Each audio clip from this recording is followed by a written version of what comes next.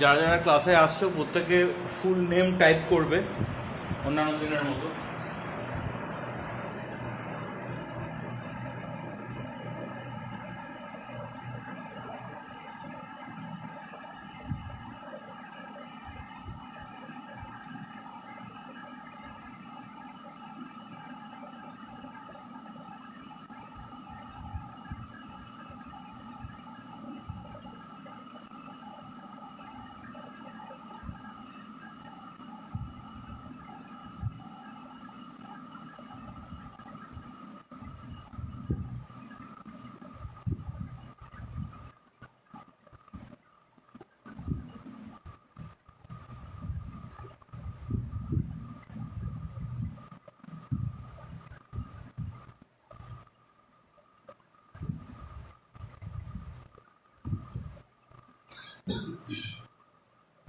আজকে আমরা যে টপিকটাকে নিয়ে ডিসকাস করব সেটা হচ্ছে রোটেশনাল মোশন। এটার নোট অলরেডি তোমাদেরকে আগে প্রোভাইড করা হয়েছে, ঠিক সেরকম টপিক ওয়াইজ নোটটাকে সামনে রাখো। টপিক ওয়াইজ আমরা আন্ডারস্ট্যান্ডিংগুলোকে পরপর সব ক্লিয়ার করব।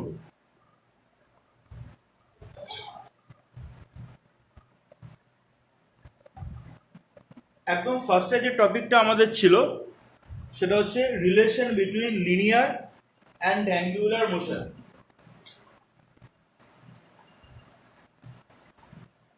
Relation between linear and angular motion, এটা ছিল আমাদের ফার্স্ট টপিক। Very simple. এখানে কি হচ্ছে ব্যাপারটা সেটা হচ্ছে, ধরো কোন একটা অবজেক্ট সার্কুলার মোশন ডেপিক্ট করছে, ঠিক আছে? সার্কুলার মোশন ডেপিক্ট করছে মানে তার মানে কোন একটা সার্টেন পয়েন্টকে সেন্টার করে ও রিভলভ করছে, মানে ঘুরছে। এইভাবে ধরো ও রিভলভ করছে। এবার সেখানে কোনো একটা পয়েন্ট অফ টাইমে সাপোজ ধরো ওর পজিশন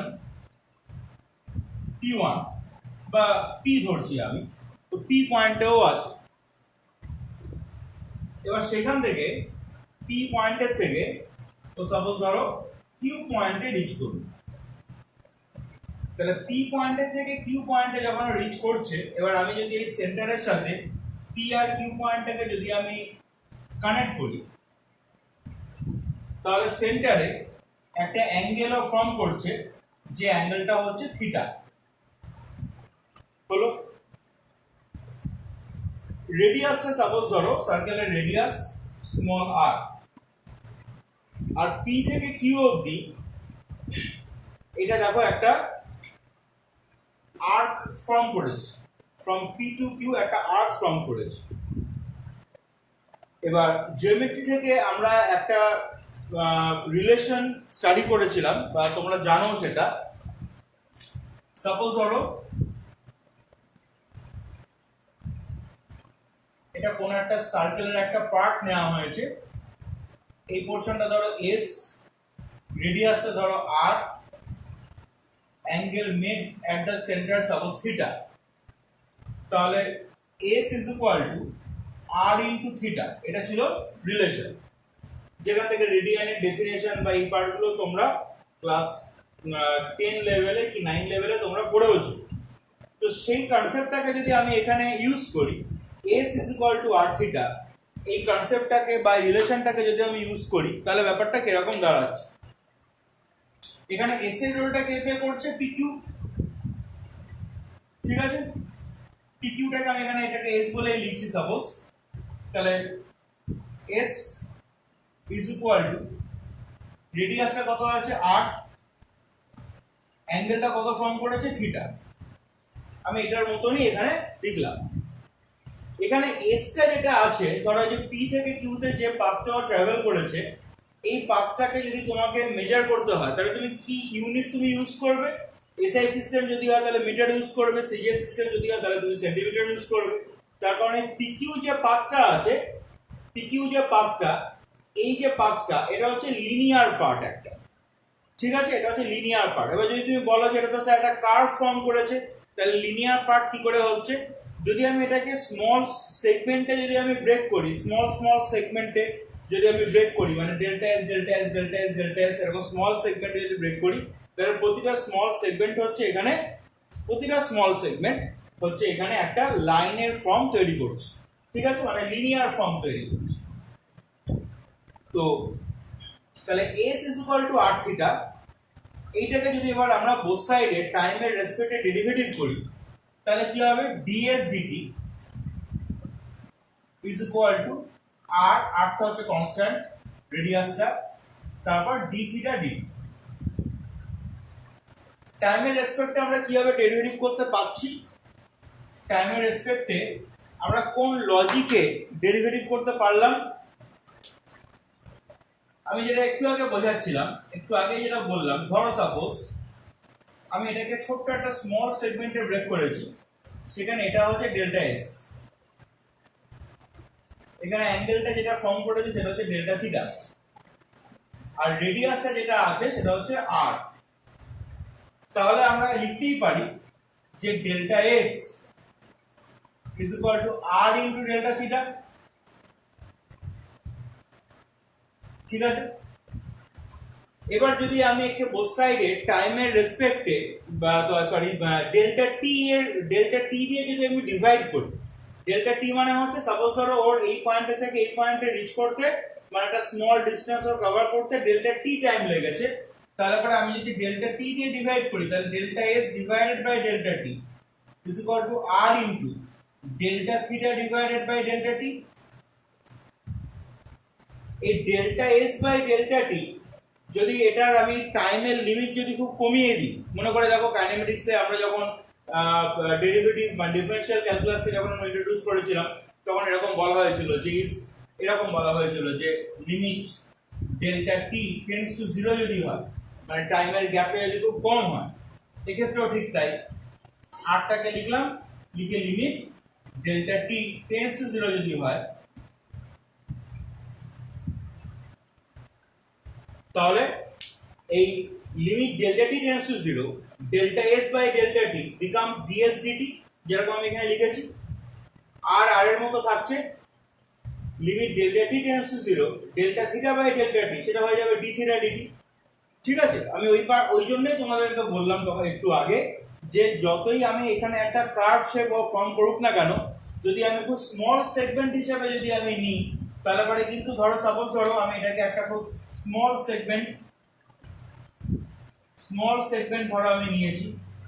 ঠিক আছে, যদিও ডেল্টা টি টেন্ডস টু 0 যখন হয়, তখন আমি যা ড্র করেছি তার থেকেও স্মল হয়, অত স্মল তো ড্র করলে পরে দেখতেও পাবে না, বুঝতেও পারবে না, ওই জন্য এরকম ভাবে আমি আপাতত এতটা স্মল আমি করেছি, কিন্তু অ্যাকচুয়ালি ম্যাথমেটিক্যাল ল্যাঙ্গুয়েজ আমাদেরকে যতটা স্মল বলছে, সেই স্মলটা কিন্তু অনেক বেশি স্মল।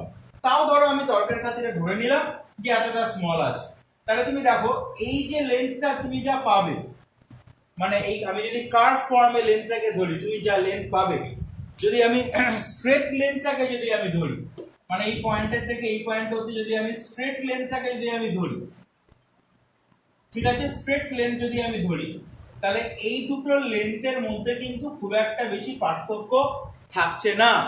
এই স্ট্রেট লেন্থটা আর এই কার্ভ লেন্থটার মধ্যে খুব একটা বেশি পার্থক্য, মানে পার্থক্য থাকছেই না তুমি ধরতে পারো, যখন তুমি এই টাইমের ডেল্টা টি টেন্ডস টু তুমি 0 ধরছো।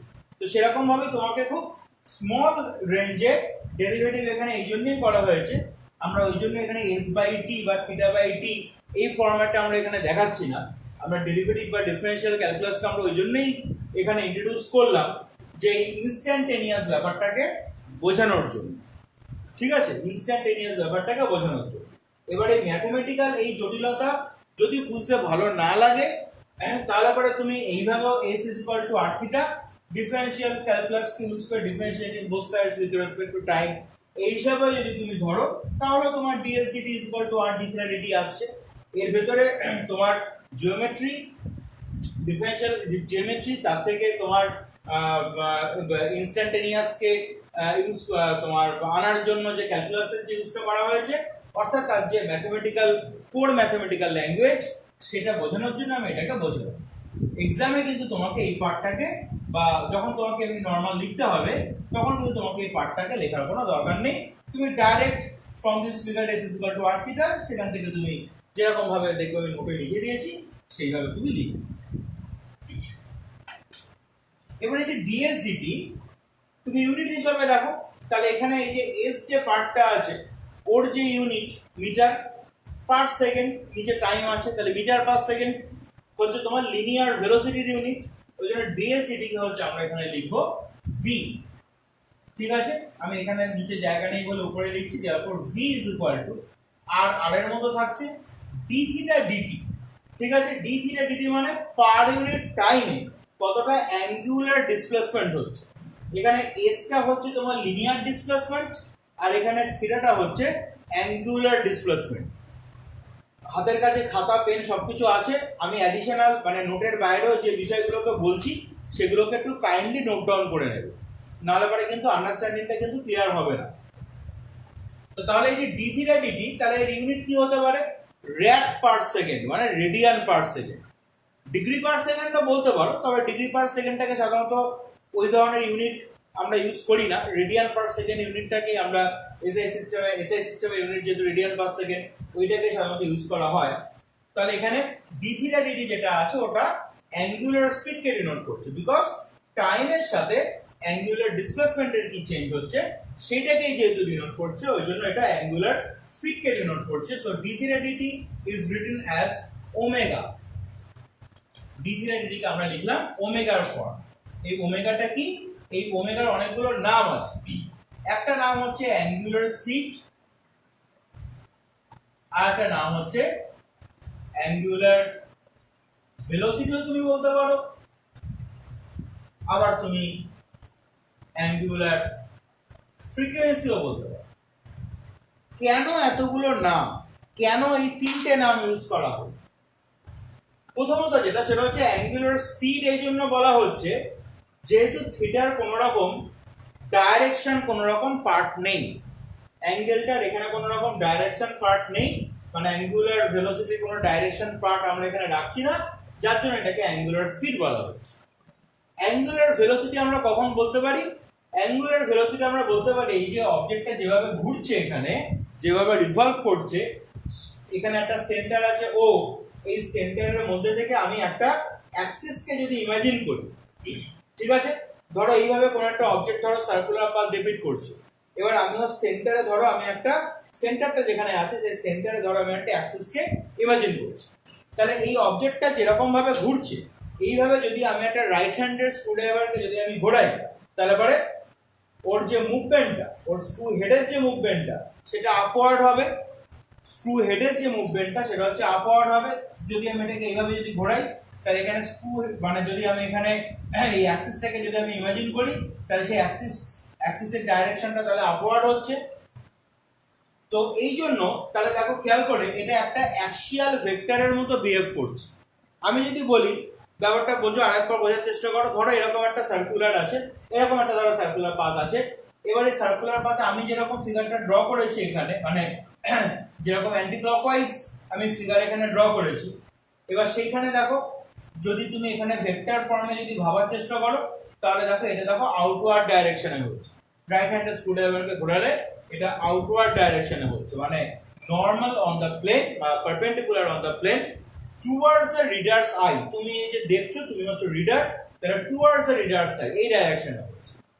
আবার যদি আমি যদি এরকম ভাবে বলি যে আচ্ছা যদি এখানে এই আউটওয়ার্ড ভেক্টর না হয়ে যদি এটা ইনওয়ার্ড ভেক্টর হতো, যদি এটা ইনওয়ার্ড ভেক্টর হতো তাহলে রোটেশনটা কিরকম হতো? যদি এখানে ইনওয়ার্ড ভেক্টর হতো মানে এই যে অ্যাক্সিসটা যেটা রয়েছে এই অ্যাক্সিস বরাবর ভেক্টরটা যদি ইনওয়ার্ড ভেক্টর হতো তাহলে রোটেশনটা কিরকম হতো? তাহলে নিশ্চয়ই রোটেশনটা সেক্ষেত্রে ক্লকওয়াইজ রোটেশন হতো, ক্লকওয়াইজ মানে এরকম ডাইরেকশনে তাহলে ঘুরতো। এইভাবে যদি আমি ঘোরাই তবে স্ক্রু হেডের মোশনটা ইনওয়ার্ড হতো, মানে perpendicular on the plane away from the reader side, ঠিক আছে, তখন তাহলে সেটা ইনওয়ার্ড হতো, এরকম ভেতরের দিকে তাহলে ঢুকতো। অর্থাৎ এটা আউটওয়ার্ড হবে না ইনওয়ার্ড হবে সেটা দেখেই তুমি বুঝতে পারছো যে এর যে সার্কুলেশন যেটা হচ্ছে এই সার্কুলার মোশনটা যেটা সেটা ক্লকওয়াইজ না অ্যান্টি ক্লকওয়াইজ। অর্থাৎ সেই জাস্টিফিকেশনে কিন্তু আবার আমরা তাহলে ওমেগার একটা ডাইরেকশন আমরা পাচ্ছি, তখন আবার সেটাকে আমরা বলবো অ্যাঙ্গুলার ভেলোসিটি। এবার প্রশ্ন হচ্ছে অ্যাঙ্গুলার ফ্রিকোয়েন্সি আমরা তাহলে কখন বলবো, বা কেন অ্যাঙ্গুলার ফ্রিকোয়েন্সি টার্মটাও এর ক্ষেত্রে আমরা ইউজ করতে পারছি। তার কারণ যেটা সেটা হচ্ছে এই ওমেগার একটা সুন্দর একটা ইউনিট আছে যেটা ইন্ডাস্ট্রিয়াল পারপাসে ইউজ করা হয়। কি ইউনিট? ইউনিটটা হচ্ছে রিভলিউশন পার মিনিট, মানে আরপিএম।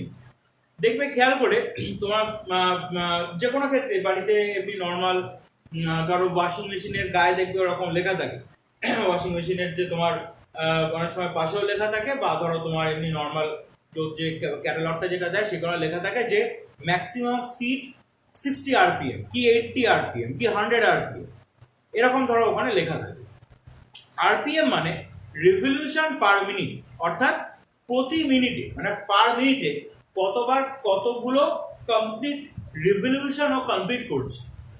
ঠিক আছে, এই আরপিএম কে অনেক জায়গাতে আবার রোটেশন পার মিনিটও বলছে, একই ব্যাপার, রোটেশন পার মিনিটও যা রিভলিউশন পার মিনিটও তাই, বিষয়টা এক, রোটেশন পার মিনিটও যা রিভলিউশন পার মিনিটও তাই, আলাদা কিছু না।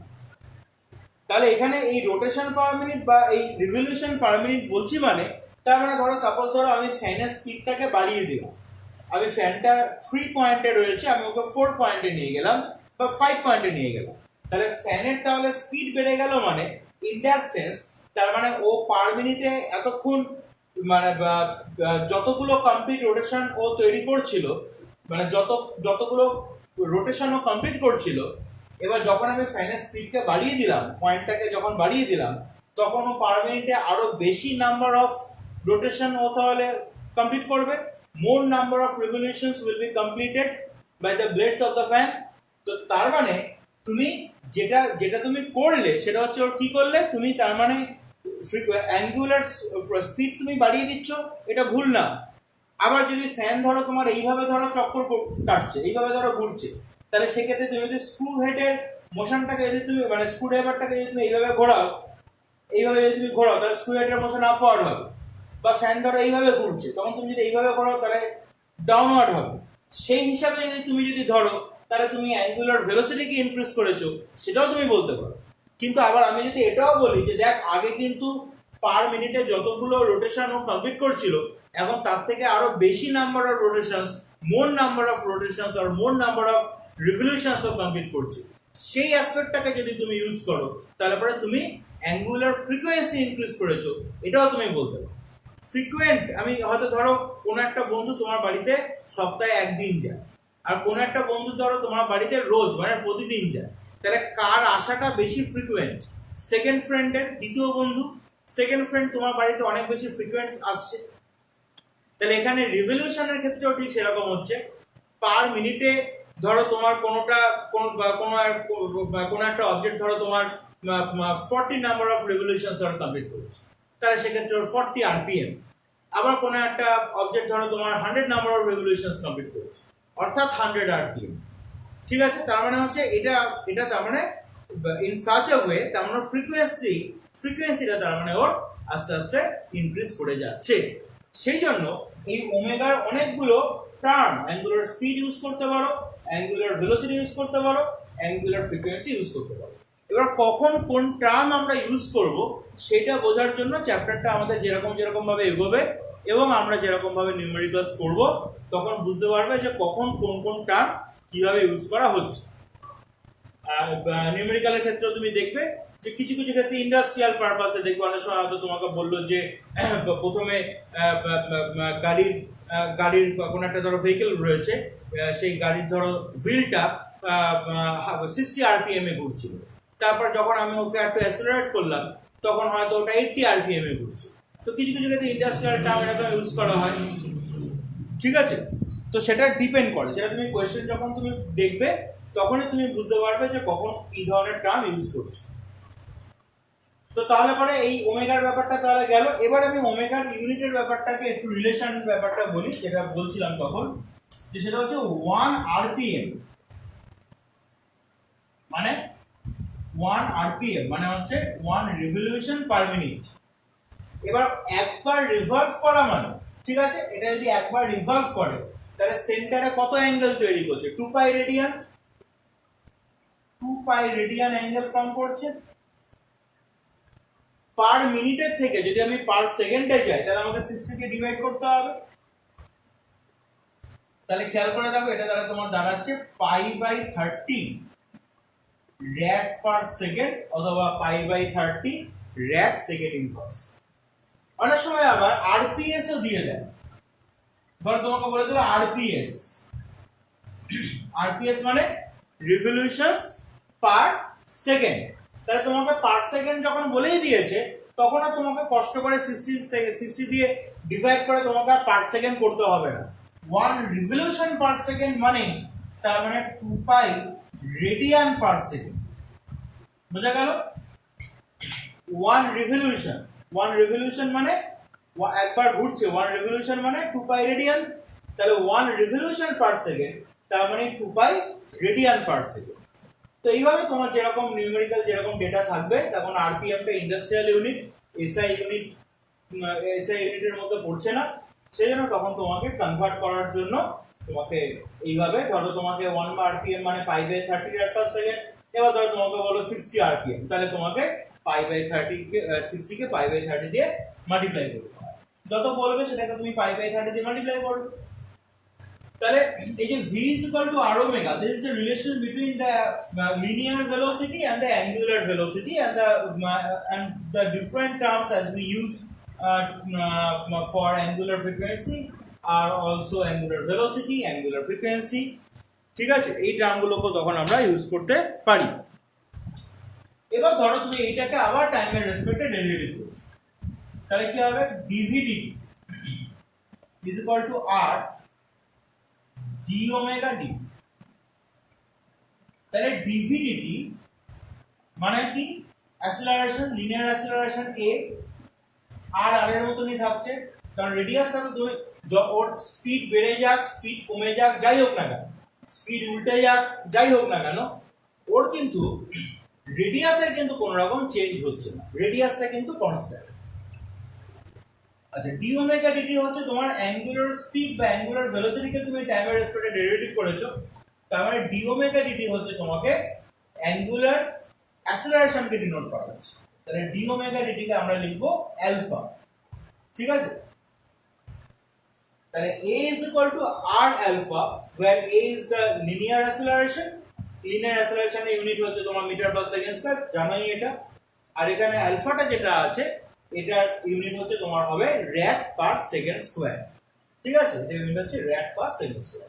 তাহলে এটাই হচ্ছে relation between linear and angular motion. তাহলে এই যে ফার্স্ট পার্টটা, এই পার্টটাকে বুঝতে পারলে কিনা আমাকে ওয়েদার আন্ডারস্টুড অর নট আমাকে কাইন্ডলি একটু কমেন্ট বক্সে লিখবে।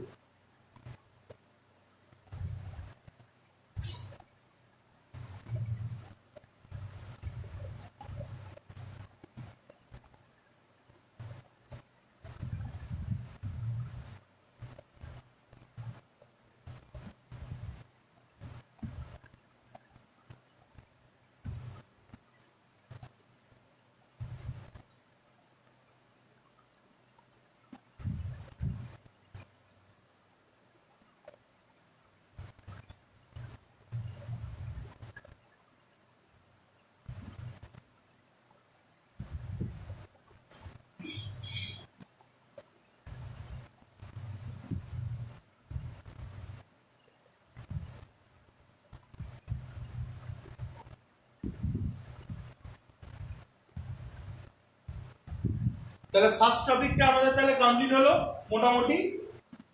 সেকেন্ড যে টপিকটা ধরকে নোট দিয়েছিলাম সেটা ছিল relation between torque and work done, ঠিক আছে? So we are moving to the next topic, that is relation between torque and work ডান।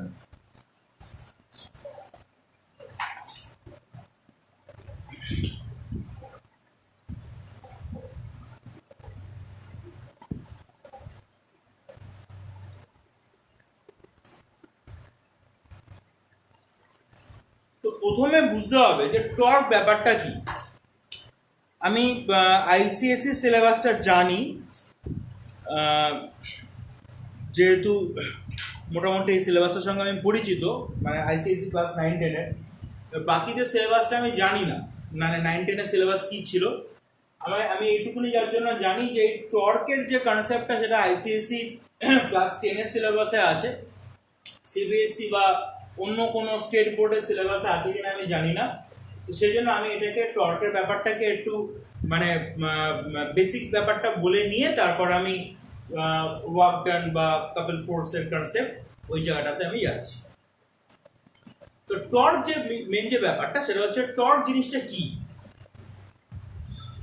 একদম বেসিক যে কনসেপ্টটা সেটা হচ্ছে সাপোজ আমার কাছে এই যে পেনটা রয়েছে, পেনটার মধ্যে আমি একটা লিনিয়ার মোশন জেনারেট করতে চাইছি, মানে পেনটাকে আমি সরাতে চাইছি, পেনটাকে আমি মুভ করতে চাইছি বা সরাতে চাইছি। যদি আমি পেনটাকে সরাতে চাই, এই পেনটাকে বললাম এখানে, পেনটাকে যদি আমি সরাতে চাই মানে মুভ করতে চাই, তাহলে আমাকে কি অ্যাপ্লাই করতে হচ্ছে? ফোর্স অ্যাপ্লাই করতে হচ্ছে, পেনটার উপরে আমাকে ফোর্স অ্যাপ্লাই করতে হচ্ছে, তবে পেনটা মুভ করবে বা সরবে। whereas আমাকে যদি পেনটাকে ঘোরাতে হয়, মানে এইভাবে যদি আমি ঘোরাতে চাই, পেনটাকে এইভাবে ঘোরাতে চাই, বা আমি এর একটা এজ ধরে এইভাবে আমি ঘোরাতে চাই, ঠিক আছে, যাই আমি করি না কেন, পেনটাকে নিলাম নিয়ে আমি এইভাবে আমি ঘোরাচ্ছি পেনটাকে, তাহলে সেক্ষেত্রে আমাকে যে জিনিসটা অ্যাপ্লাই করতে হবে সেটা হচ্ছে টর্ক। টর্কের আরেকটা নাম আছে সেটা হচ্ছে মোমেন্ট অফ ফোর্স। টর্কের আরেকটা নাম হচ্ছে, মনে রাখবি, টর্কের আরেকটা নাম হচ্ছে মোমেন্ট অফ ফোর্স। এই মোমেন্ট টার্মটা ঠিক কিরকম? যে কোনো একটা ফিজিক্যাল কোয়ান্টিটিকে যদি ওর পজিশন ভেক্টর মানে রেডিয়াস ভেক্টর যেটাকে আমরা বলি, মানে স্মল আর ভেক্টর বা যেরকম ভাবে আমরা ডিনোট করি, সেইটা দিয়ে যদি আমরা মাল্টিপ্লাই করি, তাহলে তখন ওই রেজাল্টটা হয়ে যায় ওই ফিজিক্যাল কোয়ান্টিটির মোমেন্ট। ঠিক আছে, এখানে যে কোনো অনেক কিছু দেখবি পরবর্তীকালে আমরা যখন স্ট্যাটিক্স চ্যাপ্টার যখন আমরা পড়বো, সেখানে দেখবি moment of mass, moment of মাসের কনসেপ্ট পাবি, এরকম আরো অনেক কিছু কিছু জায়গায় দেখবি মোমেন্ট অফ মোমেন্টামের কনসেপ্ট পাবি, এরকম কনসেপ্ট বিভিন্ন জায়গাতে পাবি। শুধু এটুকু মনে রাখ যে কোনো একটা ফিজিক্যাল কোয়ান্টিটিকে যদি আমি ওর রেডিয়াস ভেক্টর মানে ওর পজিশন দিয়ে যদি আমি পজিশন ভেক্টর দিয়ে যদি আমি ওকে মাল্টিপ্লাই করি, তাহলে তখন ওটা হয়ে যায় moment of that physical quantity. তো এখানে কেন টর্ককে মোমেন্ট অফ ফোর্স বলছে, তার মানে নিশ্চয়ই কোনো একটা ফোর্সকে নিশ্চয়ই ওর পজিশন ভেক্টর দিয়ে মাল্টিপ্লাই করা হচ্ছে। ঠিক আছে, মাল্টিপ্লাই করা হচ্ছে, সেই জন্য আমরা এটাকে বলছি মোমেন্ট অফ ফোর্স। কিরকম, আমি একটা এক্সাম্পল দিয়ে দেখাচ্ছি। সাপোজ মনে করো আমার কাছে এখানে একটা রড আছে, ঠিক আছে, একটা রড আছে, তো রডের এই এজটাতে আমি ফোর্স অ্যাপ্লাই করছি, রডের এই এজটাতে আমি ফোর্স অ্যাপ্লাই করছি, মানে রডটা এইভাবে রয়েছে, এইভাবে রডটা রয়েছে, আমি এখানে ফোর্স অ্যাপ্লাই করছি, একটা এজে ফোর্স অ্যাপ্লাই করছি। এই পয়েন্টটা কিন্তু ফিক্স পয়েন্ট, ঠিক আছে, এই পয়েন্টটা ফিক্স পয়েন্ট, ঠিক আছে, কোন একটা পয়েন্ট, এই পয়েন্টটা হচ্ছে ফিক্স পয়েন্ট, আমি এখানে ফোর্স অ্যাপ্লাই করছি। তা আমি যদি এই পয়েন্টে যদি ওর এই এজটাতে যদি আমি ফোর্স অ্যাপ্লাই করি, তাহলে কি তৈরি হচ্ছে? দেখো, ওর মধ্যে একটা সেন্স অফ রোটেশন তৈরি হচ্ছে, মানে ও ঘুরছে, একটা সেন্স অফ রোটেশন তৈরি হচ্ছে। এই যে সেন্স অফ রোটেশনটা যে তৈরি হলো, তার জন্য কে কে দায়ী? প্রথমত আমি যে এখানে ফোর্সটাকে যে আমি অ্যাপ্লাই করেছিলাম, সেই ফোর্সটা যেরকম রেসপন্সিবল, তার সঙ্গে আমি ফোর্সটাকে কোথায় অ্যাপ্লাই করেছি অর্থাৎ পজিশনটাও রেসপন্সিবল। পজিশন বলতে যদি আমি এটাকে ও পয়েন্ট ধরি, মানে এটাকে আমি অরিজিন হিসাবে আমি ট্রিট করতে চাইছি, অরিজিন এই হিসাবে যদি আমি ধরি, এই যে পয়েন্টটা এখানে আছে এটা পয়েন্ট পি, অর্থাৎ ও থেকে পি অবধি যে ডিসটেন্সটা সেটাকে যদি আমি স্মল আর ভেক্টর হিসেবে যদি আমি ধরি, ফোর্সটাকে আমি ক্যাপিটাল এফ ভেক্টর হিসেবে যদি আমি ধরি, তাহলে সেক্ষেত্রে টর্ক বা মোমেন্ট অফ ফোর্স যেটা এখানে জেনারেট হচ্ছে, তার জন্য দুটো জিনিস রেসপন্সিবল, একটা হচ্ছে ফোর্স আর একটা হচ্ছে আর মানে পজিশন। ব্যাপারটা কিরকম? সাপোজ স্যার আমার কাছে রডটা আছে, আমি এইখানে আমি ফোর্স দেব নাকি এইখানে সেম অ্যামাউন্টের ফোর্স আমি এখানে দেব, তার উপর ডিপেন্ড করবে যে ওর মধ্যে সেন্সর রোটেশন কতটা তৈরি হবে। আমাদের বাড়িতে যে দরজা থাকে বা জানলা থাকে, সেই দরজা বা জানলার, ঠিক আছে, দরজা বা জানলা, আমি এখানে বই দিয়ে আপাতত দেখাই, তাহলে তোদের বুঝতে সুবিধা হবে।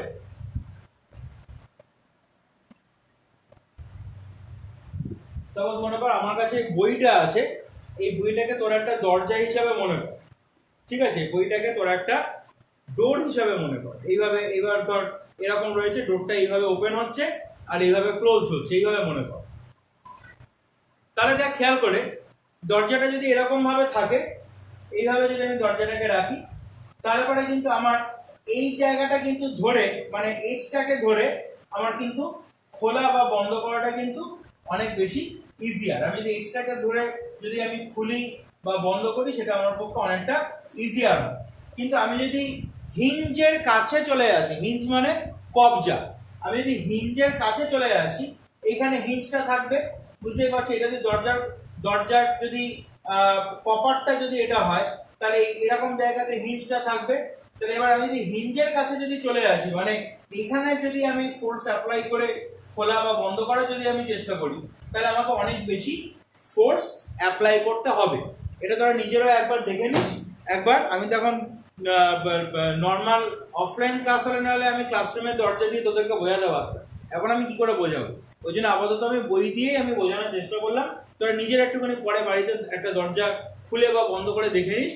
তুই যদি দরজার এজের কাছে এসে যদি তুই খোলা বা বন্ধ করিস, তাহলে তোর কম ফোর্স লাগবে। কিন্তু তুই যদি ওর যে অ্যাক্সিসটা যেটা রয়েছে, কবজাটা যেটা মানে হিঞ্জ, কবজার ওখানেই দরজার অ্যাক্সিসটা রয়েছে, তার কাছাকাছি কোনো পয়েন্টে এসে তুমি যদি খোলা বা বন্ধ করার চেষ্টা করো, তাহলে কিন্তু তোমাকে অনেক বেশি ফোর্স অ্যাপ্লাই করতে হবে।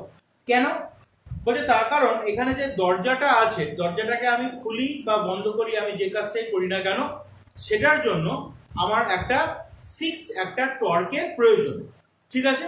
একটা সার্টেন টর্ক আমাকে প্রোভাইড করতে হবে ওকে ওপেন করা বা ক্লোজ করার জন্য। তার কারণ দরজা খোলা বা বন্ধ হওয়া কিন্তু লিনিয়ার মোশনের মধ্যে পড়ে না, এটা একটা সার্কুলার মোশনের মধ্যে পড়ে।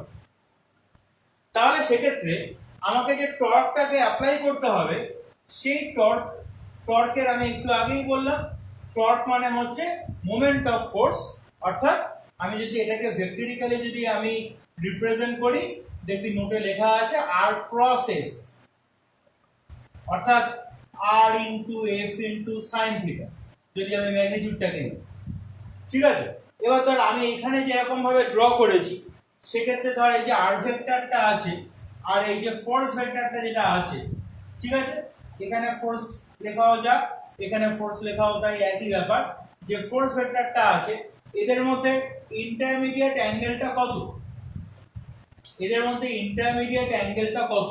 এদের মধ্যে ইন্টারমিডিয়েট, যে আর ভেক্টরটা এইদিকে ডাইরেক্টেড, মানে তার মানে এদের মধ্যে ইন্টারমিডিয়েট যে অ্যাঙ্গেলটা, ইন্টারমিডিয়েট অ্যাঙ্গেলটা হচ্ছে 90 ডিগ্রি। তাহলে সেক্ষেত্রে tau is equal to R into F into sine of 90 degree, sine 90 মানে 1, তাহলে tau is equal to R into F. এবার আমি যে দরজা দিয়ে যে এক্সাম্পলটা দিলাম, তাহলে সেক্ষেত্রে to open or close the door we need a certain torque, that is the product of the distance of the force from the origin and the force itself. ফোর্সের সঙ্গে অরিজিন থেকে যে ডিসটেন্সটা, সেটাকে দিয়ে আমাকে মাল্টিপ্লাই করতে হবে। তো এবার tau is equal to R into F.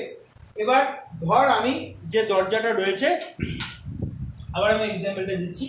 ধর আমার কাছে এই দরজাটা রয়েছে, আমি এটাকে খুলছি বা বন্ধ করতে চাইছি। যদি আমি এজের কাছে চলে এসে এটাকে খুলি বা বন্ধ করি, তাহলে কোন জিনিসটা ইনক্রিজ করছে? আর ইনক্রিজ করে যাচ্ছে। এজের কাছে চলে আসে মানে আর ইনক্রিজ করে যাচ্ছে। কেন? তখন ওর যে হিঞ্জটা যেটা, সেখানে হচ্ছে অ্যাক্সিস, তাহলে আরটা ইনক্রিজ করে যাচ্ছে। আরটাকে যদি আমি ইনক্রিজ করাই, তাহলে কম এফ অ্যাপ্লাই করলেও আমি নেসেসারি টর্কটাকে পেয়ে যাব। বোঝা গেল? যেহেতু tau is equal to R into F হচ্ছে এখানে, তাহলে আমি যদি আরটাকে ইনক্রিজ করে দিই, তাহলে আমি কম ফোর্স অ্যাপ্লাই করলেও আমি নেসেসারি টর্ককে পেয়ে যাব। কিন্তু আমি যদি হিঞ্জের কাছে চলে যাই, এখানে এটা যদি হিঞ্জ হয়, আমি যদি হিঞ্জের কাছে চলে যাই, অর্থাৎ অ্যাক্সিসের কাছে চলে এলাম, তাহলে কিন্তু সেক্ষেত্রে আমি আরটাকে অনেকটা ডিক্রিজ করে দিলাম।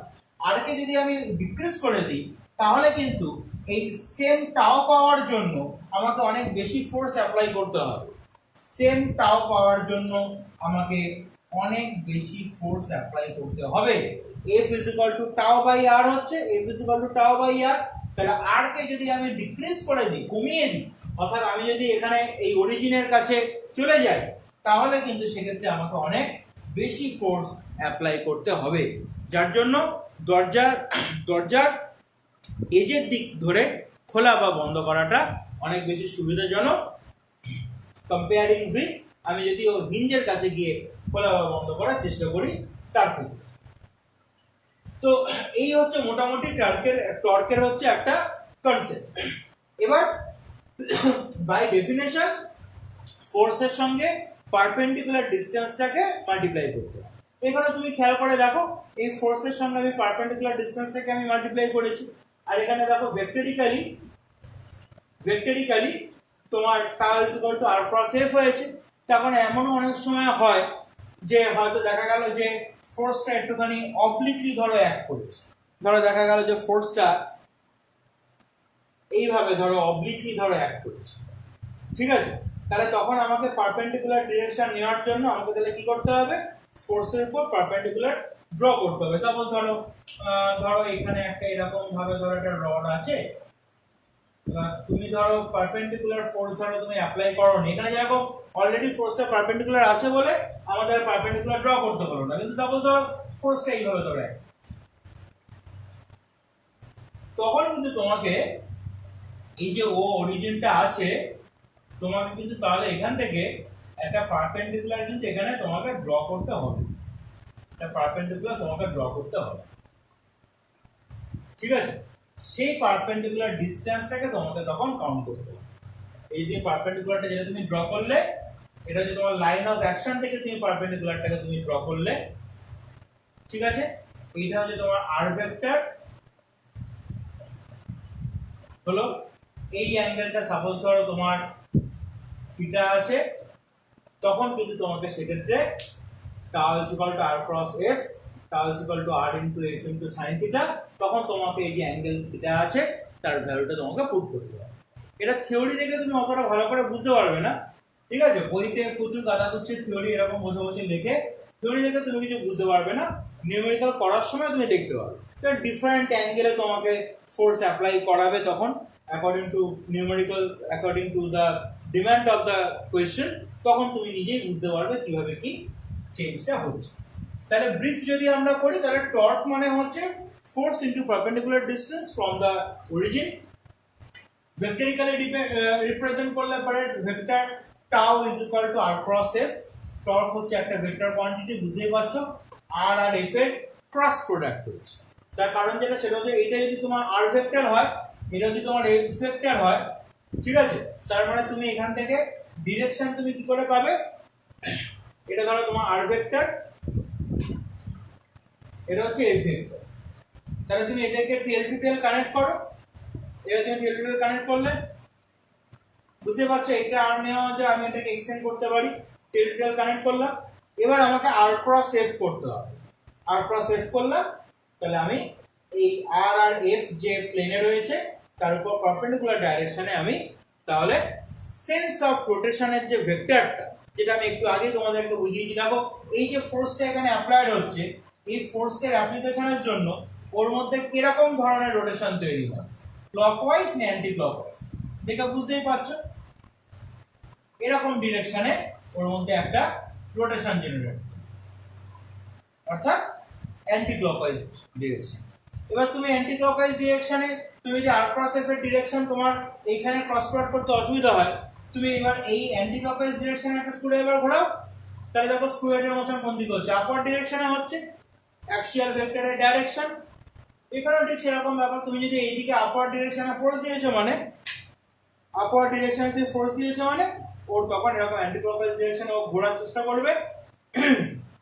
তাহলে এই যে অ্যান্টি ক্লকওয়াইজ ডিরেকশনে হচ্ছে ঘুরছে, তুমি তাহলে আর ক্রস f এর ডিরেকশনও তুমি দেখো একই দিকে পাচ্ছ। তুমি যদি এই রোটেশনকে ইউজ করো তাহলে দেখো আউটওয়ার্ড ভেক্টর পাচ্ছ, আবার যদি তুমি এইদিকে f আর এইদিকে r ঠিক আছে, এদিকে এফ এদিকে আর, তুমি যদি এবার এখানে আর ক্রস এফ করো, কারণ এই আরটাই কিন্তু এইটা টেল টু টেল কানেক্ট করেছে।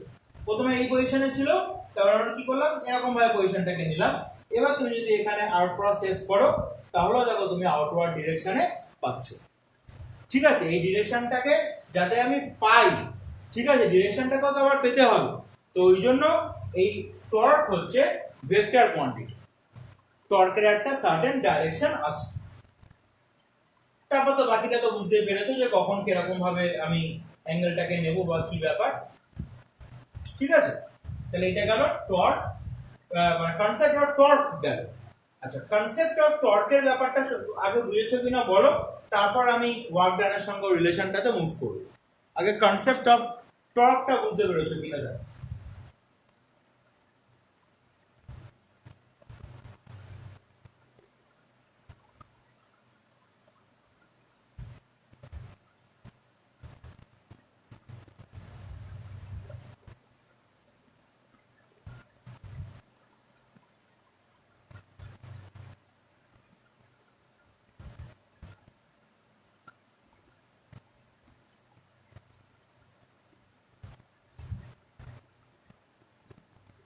হ্যাঁ, গ্রিক অ্যালফাবেট যেটা টি এর মতো লেখা, ওটা হচ্ছে টাউ, ওটা দিয়ে টর্ককে ডিনোট করে।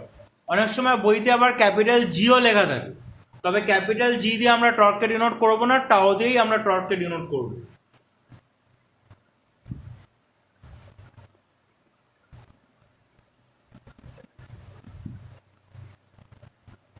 আচ্ছা, এবার আমরা টর্ক আর ওয়ার্ক ডানের মধ্যে রিলেশনটাতে মুভ করছি।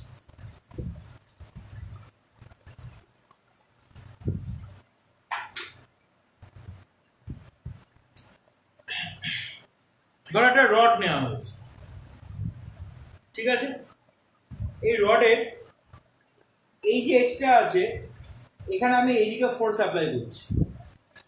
এটা মাঝখান থেকে পাইভোটেড আছে ধরো এইভাবে। এবার ধরো আমি এইদিকে একটা ফোর্স অ্যাপ্লাই করছি, সেই ফোর্সের ডাইরেকশন এদিকে, আর এইখানে আমি একটা ফোর্স অ্যাপ্লাই করছি, মানে ওকে আমি এইভাবে ঘোরাচ্ছি। ভালো করে বোঝার চেষ্টা করো, ওকে আমি এইভাবে ঘোরাচ্ছি। ঠিক আছে, এইভাবে আমি ঘোরাচ্ছি, এইভাবে ঘোরাচ্ছি, মানে এইদিকের ফোর্সটা আপওয়ার্ড আর এইদিকের ফোর্সটা ডাউনওয়ার্ড। দেখো, খেয়াল করো, এই দেখো আমার এই থামটাকে খেয়াল করো, বুড়ো আঙুলটাকে খেয়াল করো, আমি কোন দিকে নিয়ে যাচ্ছি দেখো। ইন্ডেক্স ফিঙ্গারটা দেখো উপরের দিকে ডাইরেক্ট করছি, আর থামটা দেখো ওকে এইদিকে পুশ করছি, মানে ডাউনওয়ার্ড ডিরেকশন। আর ইন্ডেক্স ফিঙ্গারটা দেখো আপওয়ার্ড ডিরেকশনে পুশ করছি। তো তাহলে পরে ও ঘুরে গিয়ে একটা পজিশন তৈরি করবে। তাহলে ইনিশিয়ালি ধরো এটা ছিল ওর পজিশন, ঠিক আছে, এটা ফিক্স পয়েন্ট। আমি এখানে ফোর্স অ্যাপ্লাই করেছি ক্যাপিটাল এফ ভেক্টর, এখানে আমি ফোর্স অ্যাপ্লাই করেছি ক্যাপিটাল এফ। ঠিক আছে, শুধু ক্যাপিটাল এফ লিখছি, ভেক্টরটা এখানে আমি দিচ্ছি না, সিম্বলটা শুধু ক্যাপিটাল এফ লিখছি। তাহলে ডিরেকশন এখানে অ্যারো সাইন দিয়ে দিয়েছি, মানে ওখান থেকে ডিরেকশনটা বোঝা যাচ্ছে। তো এই যে ফোর্সের যে নেচারটাকে দেখছো, মানে pair of opposite forces, pair of equal but opposite forces, এই ফোর্সগুলোর ম্যাগনিটিউড সেম, বাট আবার ডিরেকশন দেখো অপোজিট, এটা এইদিকে এটা এইদিকে, মানে অপোজিট ভেক্টর। এই দুটোর মাঝখানে ইন্টারমিডিয়েট অ্যাঙ্গেল হচ্ছে 180 ডিগ্রি, একটা এইদিকে আছে একটা এইদিকে আছে। তাহলে ইন্টারমিডিয়েট অ্যাঙ্গেল কত? 180 ডিগ্রি। ঠিক আছে, এই পেয়ারটাকে বলা হচ্ছে কাপল ফোর্স। ঠিক আছে, এই পেয়ারটাকে বলা হচ্ছে কাপল ফোর্স। ঠিক আছে, পেয়ার অফ অপোজিট ফোর্সেস, এটাকে বলা হচ্ছে কাপল ফোর্স। এবারে কাপল ফোর্সের জন্য ওর যে পজিশনের যে চেঞ্জটা হবে, সাপোজ ওর পজিশনের চেঞ্জটা এরকম ভাবে, এইভাবে থেকে এইভাবে ঘুরে এরকম একটা পজিশন ধরা ও তৈরি করছে।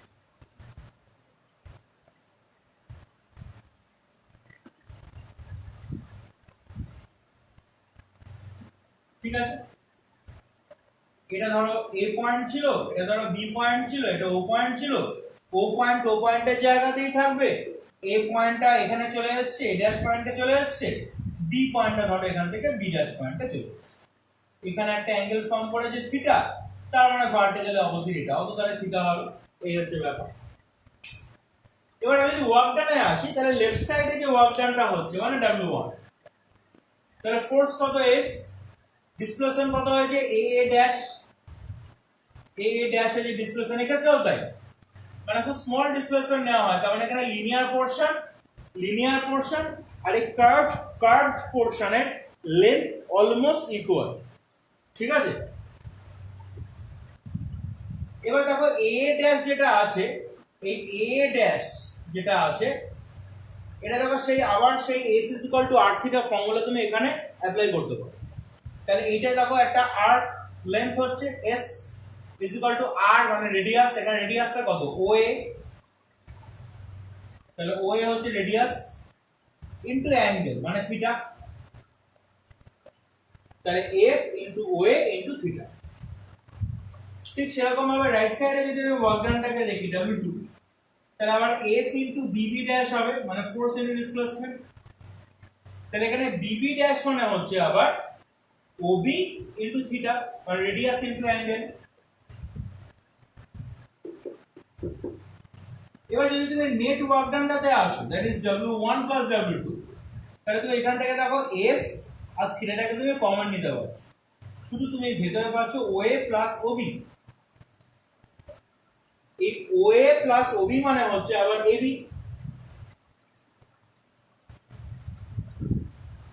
তাহলে f into ab into theta. এবার কাপল ফোর্স যখন এক্সার্টেড হয় তখন সেক্ষেত্রে টর্ক কি করে ফাইন্ড করে, দুটো ফোর্সের মধ্যে ইন্টারমিডিয়েট যে ডিসটেন্সটা আছে অর্থাৎ ab, তার সাথে এই ফোর্সের ম্যাগনিটিউডের product. Couple force equal but opposite forces, তাহলে ম্যাগনিটিউডটা ইকুয়াল, তার মানে এদের যে কোনো একটার ম্যাগনিটিউড দুটোর ম্যাগনিটিউডের সঙ্গে সেম। এটা 5 ডাইন হলে এটাও 5 ডাইন, এটা 10 ডাইন হলে এটাও 10 ডাইন। ঠিক আছে, এটা 5 নিউটন হলে এটাও 5 নিউটন। তো তাহলে পরে ফোর্সের ম্যাগনিটিউড ইনটু ইন্টারমিডিয়েট ডিসটেন্স মানে ab, তাহলে f ইনটু ab, থিটাটা থিটার মতো এখানে থাকে। তাহলে f ইনটু ab মানে ফোর্স ইনটু ইন্টারমিডিয়েট যে ডিসটেন্স সেটা আবার টর্ক হয়ে গেল।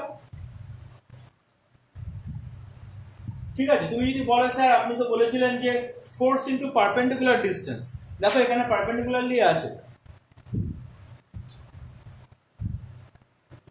পারপেন্ডিকুলারলি আছে, ডেফিনেশনকে আমরা ভায়োলেট করি। তাহলে work done is equal two torque মানে টাউ ইনটু থিটা, থিটা মানে অ্যাঙ্গুলার ডিসপ্লেসমেন্ট। এবার আমি একটা টার্ম বলছি, টার্মটা বোঝার চেষ্টা করো আমি কেন বলছি, মানে একটা সেন্টেন্স বলছি। রোল অফ, লেখার দরকার নেই, আমি একটা নোটে লিখেই দিয়েছি। The role of force in linear motion is the same as that of the torque in angular motion. দেখো প্রথমত একটা জিনিস দেখলে যে একটা অবজেক্টকে সরাতে গেলে ফোর্স এক্সার্ট করতে হবে আর ঘোরাতে গেলে টর্ক এক্সার্ট করতে হবে। ঠিক সেরকম ভাবে দেখো লিনিয়ার মোশনে ওয়ার্ক ডান মানে কি ছিল, force into linear displacement. Linear মোশনে কি ছিল, work done is equal to force into linear displacement. তুমি এখানে work done is equal to কি পেলে, টর্ক মানে টাউ ইনটু অ্যাঙ্গুলার ডিসপ্লেসমেন্ট। ঠিক আছে, লিনিয়ার মোশনে ছিল work done is equal to force into linear displacement because s is measured in the unit of meter in SI system। তারপরে হচ্ছে তোমার s যেটা এটা লিনিয়ার ডিসপ্লেসমেন্ট। এখানে অ্যাঙ্গুলার মোশনে s এর রোলটা কে প্লে করছে, লিনিয়ার ডিসপ্লেসমেন্টের রোলটা কে প্লে করছে, থিটা মানে অ্যাঙ্গুলার ডিসপ্লেসমেন্ট, যেটাকে আমরা রেডিয়ান দিয়ে মেজার করছি এসআই সিস্টেম। ফোর্সের রোলটা কে প্লে করছে, লিনিয়ার মোশনে ফোর্সের রোলটা প্লে করছিল, সেটা অ্যাঙ্গুলার মোশনে কে প্লে করছে, টর্ক মানে টাউ। যদি ইনকেস কোনো কারণে পরীক্ষার সময় w টাউ থিটা রিলেশনটা ভুলে যাও, হতেই পারে সেটা, তখন সেক্ষেত্রে কনসেপ্টটাকে কাজে লাগিয়ে মনে রাখার চেষ্টা করবে।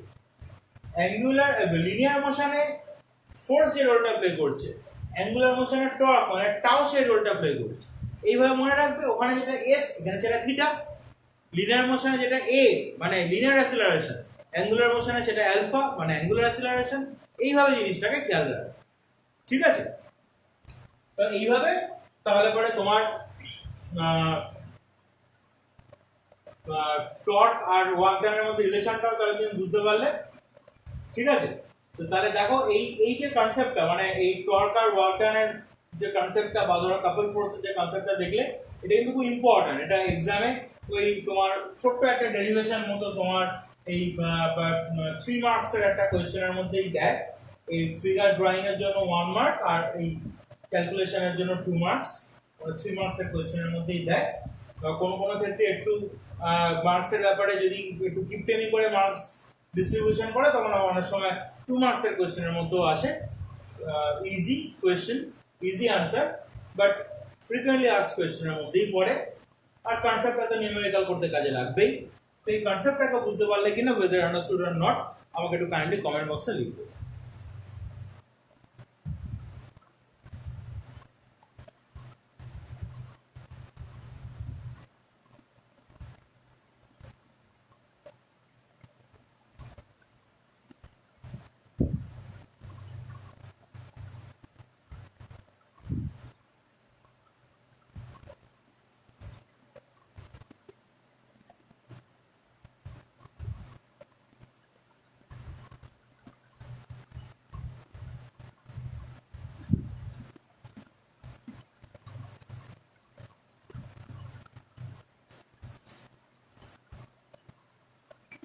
তার টর্ক আর ওয়ার্ক ডানের মধ্যে রিলেশন গেল। এবার একটা খুব ইন্টারেস্টিং জায়গাতে ঢুকবে।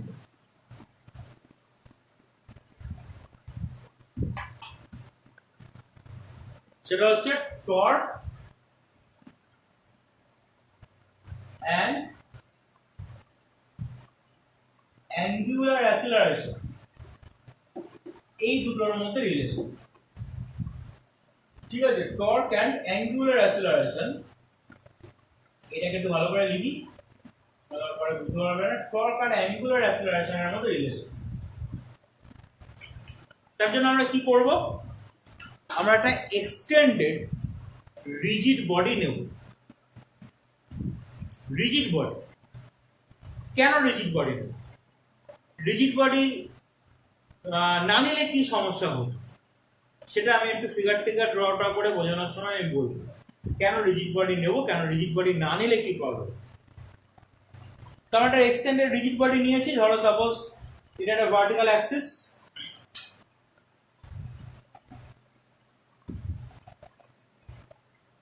সাপোজ ধরো এটা একটা ভার্টিক্যাল অ্যাক্সিস, স্কেলটাকে একটা অ্যাক্সিস হিসেবে মনে করো। আর এটা হচ্ছে একটা এক্সটেন্ডেড রিজিড বডি, এটা এইভাবে ঘুরছে। ঠিক আছে, এইভাবে রিভলভ করছে। এবার এই রিভলভ করতে করতে সাপোজ ধরো এরকম ব্যাপার হচ্ছে, মানে এবার অ্যাঙ্গুলার স্পিড বেড়ে যায়, মানে তার মানে একটা অ্যাঙ্গুলার অ্যাসেলারেশনের মধ্যে ডেভেলপ করবে। ভালো করে খেয়াল করো, এই দেখো প্রথমে ওমেগার ভ্যালু যা ছিল গ্র্যাজুয়ালি দেখো ওমেগার ভ্যালু দেখো ইনক্রিজ করছে, তার মানে অ্যাঙ্গুলার অ্যাসেলারেশন ডেভেলপ করছে। আর এই যে যেভাবে ঘুরছে, যেভাবে ঘুরছে, আমি একটু স্পিডটাকে কমাই তাহলে তোমরা দেখতে পাবে, বুঝতে পারবে। ধরো যেভাবে ঘুরছে সেই অনুযায়ী যদি আমি একটা রাইট হ্যান্ডের স্ক্রু ড্রাইভারকে যদি আমি ঘোরাই, ওইভাবে ঘুরছিল, এবার যদি আমি একটা রাইট হ্যান্ডের স্ক্রু ড্রাইভারকে যদি আমি ঘোরাই তাহলে স্ক্রু হেডের মোশনটা আপওয়ার্ড ডিরেকশনে হবে। ঠিক আছে, আপওয়ার্ড ডিরেকশনে হবে। তার মানে এক্ষেত্রে টর্ক যেটা এক্সার্টেড হচ্ছে, টর্কটাও তো দেখলে তো ভেক্টর মাল্টিপ্লিকেশন ক্রস প্রোডাক্ট থেকে এসছে, তাহলে টর্কের ডিরেকশনটাও কিন্তু আপওয়ার্ড ডিরেকশনে থাকবে। আচ্ছা, তো আমি এখানে একটা ভার্টিক্যাল অ্যাক্সিস নিচ্ছি, এটা হচ্ছে extended rigid body. Extended rigid বডিটা কেন মজার ব্যাপার, তার কারণ হচ্ছে এর না কোনো ডেফিনিট শেপ দিয়ে ড্র আমরা করব না। ইচ্ছা করে আমরা এখানে ডেফিনিট শেপ নিইনি, এটা বোঝানোর জন্য যে আমরা যে রিলেশনটা ফাইন্ড করব finally, tau is equal to I alpha, এরকম একটা রিলেশন আমরা পাবো। This relation is applicable for the objects having any kind of dimension or the any kind of shape, যে কোনো রকম শেপ মানে যে কোনো রকম আকার আকৃতির অবজেক্টের জন্যই ওই রিলেশনটা হচ্ছে ইকুয়ালি অ্যাপ্লিকেবল। তো সেই জন্য আমাদের এখানে একটা এরকম ধরনের একটা বিধি দিচ্ছি, এরকম শেপের, নেওয়া হয়েছে। আর অতিরিক্ত পরীক্ষা ড্র করার সময় এরকম করে অতিরিক্ত বাজে আবার করে দিও না, মানে তার মধ্যে একটা ডিসেন্সিও থাকবে, মানে ডিসেন্টলি আগলি তুমি ধরতে পারো। তো সেরকমই একটা ধরো এখানে আমি একটা এক্সটেন্ডেড একটা রিজিড বডিকে নিয়েছি।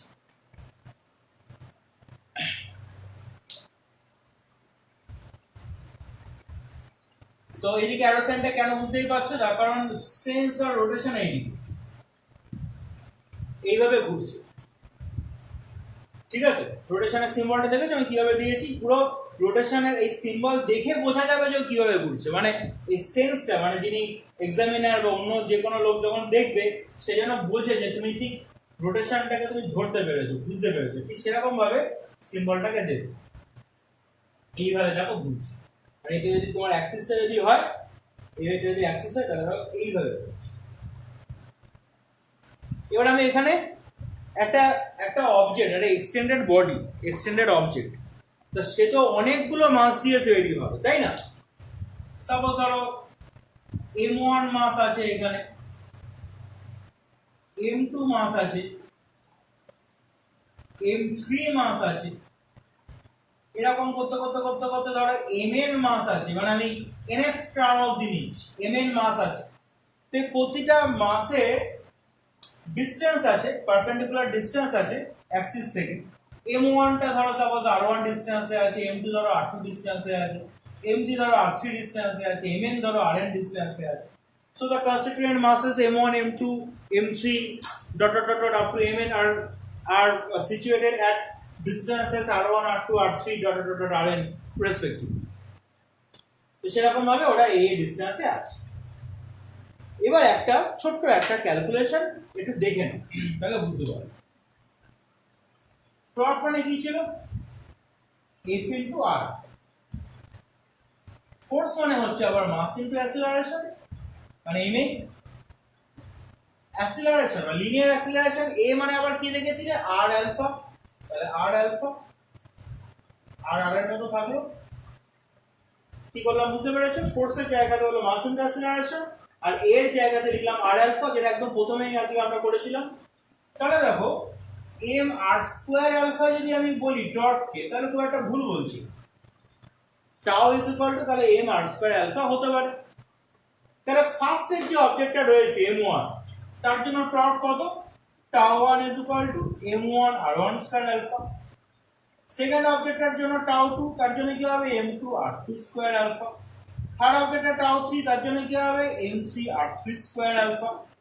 ফোর্থ অবজেক্টটা টাউ নেওয়ার দরকার নেই, nth অবজেক্ট নিচে tau n is equal to কি হবে? mn rn square alpha. তাহলে এখানে মাস আর ডিসটেন্সটা ভ্যারি করছে, but the angular acceleration alpha is the same for all constituent particles. যতগুলো এখানে কনস্টিটিউয়েন্ট পার্টিকেল আছে প্রত্যেকের জন্য আলফার ভ্যালুটা সেম। কেন?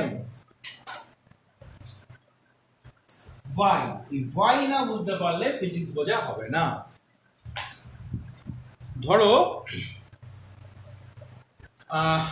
আমি থাকি দমদমে, তুমি থাকো ব্যারাকপুরে, আরেকজন হয়তো থাকে তোমার শ্যামবাজারে, আরেকজন হয়তো থাকে নিউ দিল্লিতে, আরেকজন হয়তো থাকে কানাডায়। বিভিন্ন জায়গাতে লোকজন ছড়িয়ে ছিটিয়ে তাদের বাড়িঘর রয়েছে। কোনো কারণে আর্থের রোটেশনের যদি স্পিড বেড়ে যায়, আর্থের যে ডিউরেনাল মোশন মানে যে 24 আওয়ার্স, ঠিক আছে, তার ধরো তোমার স্পিনিং মানে স্পিন যে করছে সেই স্পিনিং এর ধরো স্পিড বেড়ে গেল, বা ধরো সাপোজ রিভলিউশন দিয়ে যদি আমি বলি, ধরো এই সানের চারপাশে যে রিভলভ করছে আর যে সানের চারপাশে এই যে অরবিট করছে, এই যে তোমার সানের আর্থের এই রিভলিউশনের যে স্পিড, সেইটা ধরো কোনো কারণে ধরো বেড়ে গেল, ফাস্ট হয়ে গেল, 365 ডেজ ধরো লাগছে না, দেখা গেল 200 ডেজের মধ্যে আমাদের একটা মানে একটা তোমার একটা অ্যানুয়াল টার্ম ধরো কমপ্লিট হচ্ছে। অর্থাৎ আর্থের রিভলিউশনের বা রোটেশনের এই যে স্পিড ইনক্রিজ করে গেছে, মানে তার মানে একটা অ্যাঙ্গুলার অ্যাসিলারেশন ডেভেলপ করেছে, রোটেশনাল অ্যাসিলারেশন ডেভেলপ করেছে। যে রোটেশন অ্যাসিলারেশনটা আর্থের ডেভেলপ করবে সেই আমরা সবাই যেহেতু আর্থের সারফেসে রয়েছি, আমাদের প্রত্যেকেরই কিন্তু আমাদের সেম অ্যাসিলারেশন আমাদেরও ডেভেলপ করবে, প্রত্যেকের কিন্তু সেম অ্যাঙ্গুলার অ্যাসিলারেশন আমাদেরও ডেভেলপ করবে, বিকজ আমরা আর্থের ফ্রেমে রয়েছি, আমরা আর্থের সঙ্গে অ্যাটাচড, আমরা আর্থের সারফেসে রয়েছি। বোঝা গেল ব্যাপারটা?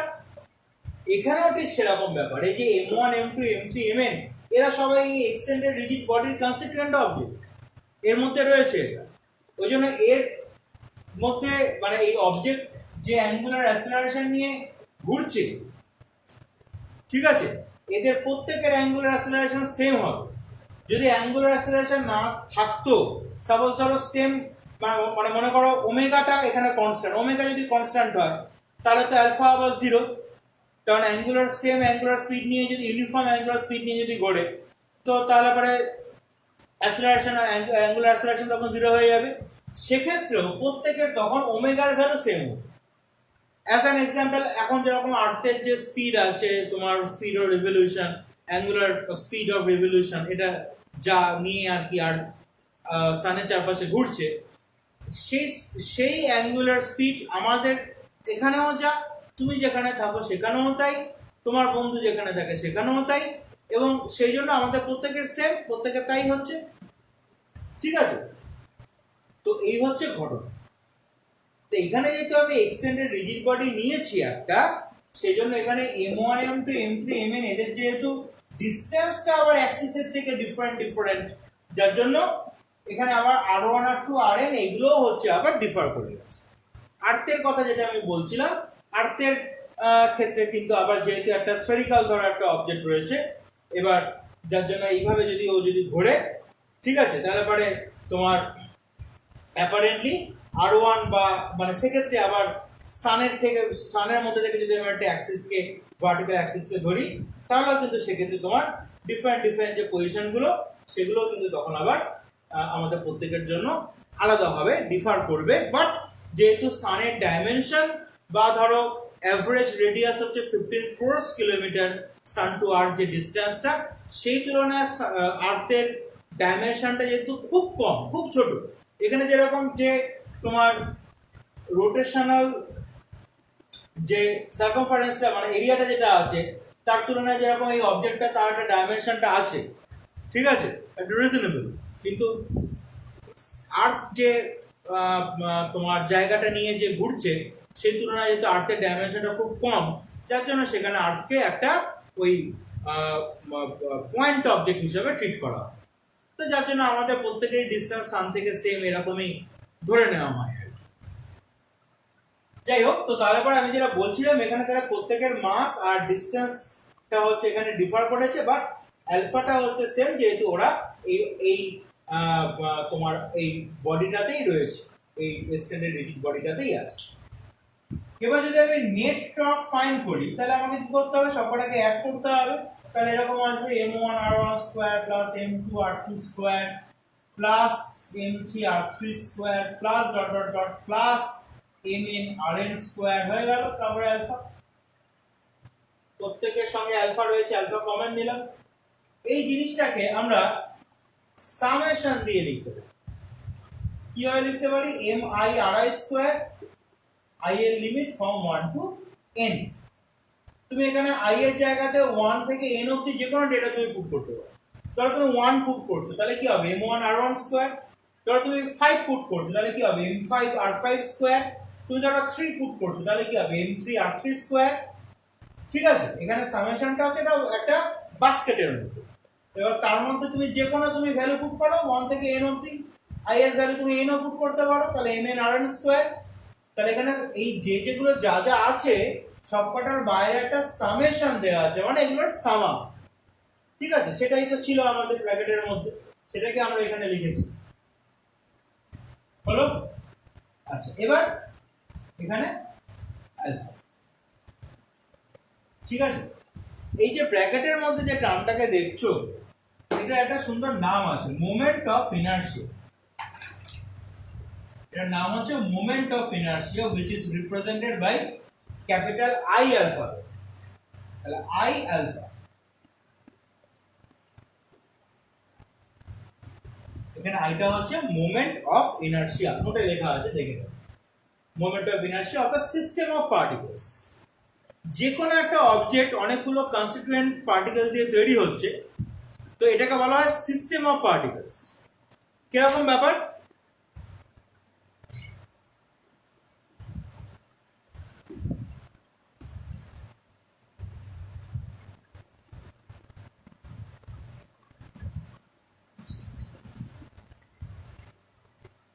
ধরো এই যে পেনটা আছে, এই পেনটা সবকিছু সুন্দর করে অ্যারেঞ্জ করা আছে। মাথায় একটা ঢাকনা আছে, এরকম একটা ক্যাপ মতো আছে, রিফিল আছে, রিফিলের মধ্যে আবার নিব আছে একটা, তারপর তার একটা সিলিন্ড্রিক্যাল, একটা হলো সিলিন্ড্রিক্যাল একটা পোর্শন আছে যার মধ্যে ইঙ্কটাকে ভরা হচ্ছে। এইখানেও ঠিক তাই, এরও সামনের দিকে একটা ক্যাপ মতো একটা আছে।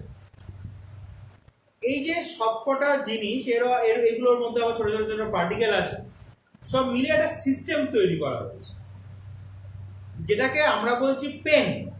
সেটা ফিজিক্সের ল্যাঙ্গুয়েজে এটা একটা সিস্টেম অফ পার্টিকেলস। এবার ধরো আমি তোমাকে পেনটা লিখতে দিলাম, পেনটা আমি তোমাকে দিয়েছি, তোমার পেন নিয়ে বলো যে এনে এই পেনটা দিয়ে লেখ। পেনটা দিয়ে লেখা টেখা তোমার হয়ে গেছে, তুমি এবার পেনটাকে আমাকে যখন ফেরত দিচ্ছ, এইভাবে ধরো তুমি ফেরত দিচ্ছ।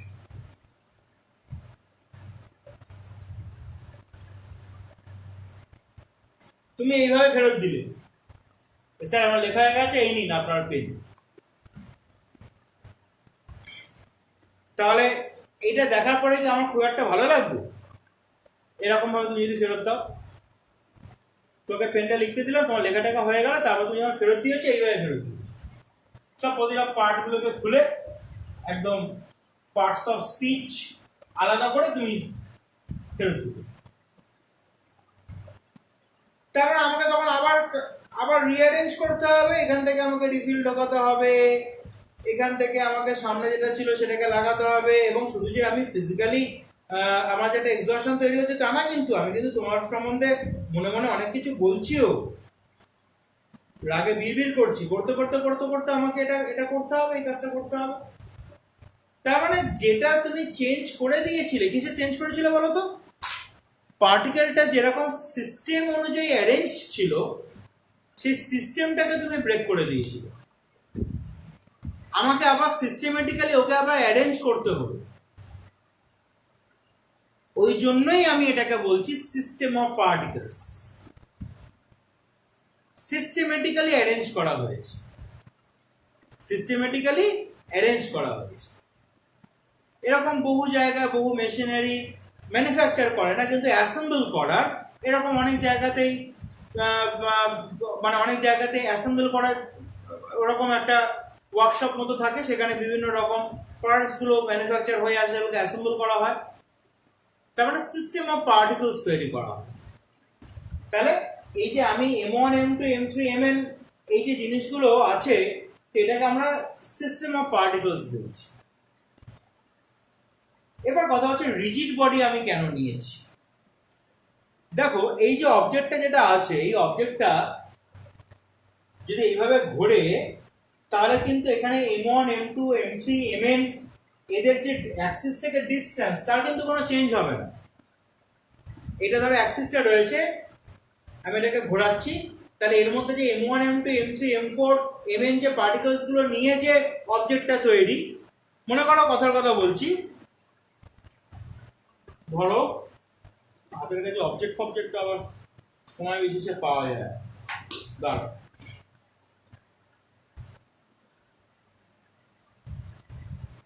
ধরো এইটা একটা অবজেক্ট আছে, লেখা আছে এখানে গ্লু স্টিক, ঠিক আছে? এখানে একটা কি লেখা, হেভি শক্ত ইংলিশ আমি পড়তে পারছি না, এখানে লেখা রয়েছে গ্লু স্টিক, ফ্রেঞ্চ না কোন একটা ল্যাঙ্গুয়েজে কি সব লেখা আছে। যাও, তার নিচে লেখা আছে safe, clean, washable, non toxic, এই সমস্ত লেখা। এবার ধরো আমি এটাকে এইভাবে ধরো ঘোরাচ্ছি, এই অ্যাক্সিসের রেসপেক্টে, ভার্টিক্যাল অ্যাক্সিসের রেসপেক্টে আমি এটাকে এইভাবে ঘোরাচ্ছি। ঘোরানোর সাথে সাথে কি দেখবো, যে মা এই কি ঘোরাচ্ছি, তার সঙ্গে সঙ্গে জি অ্যালফাবেটটা নিচে নেমে গেল, ইউ অ্যালফাবেটটা উপরে উঠে গেল, এরকম হবে কি? হবে না তো।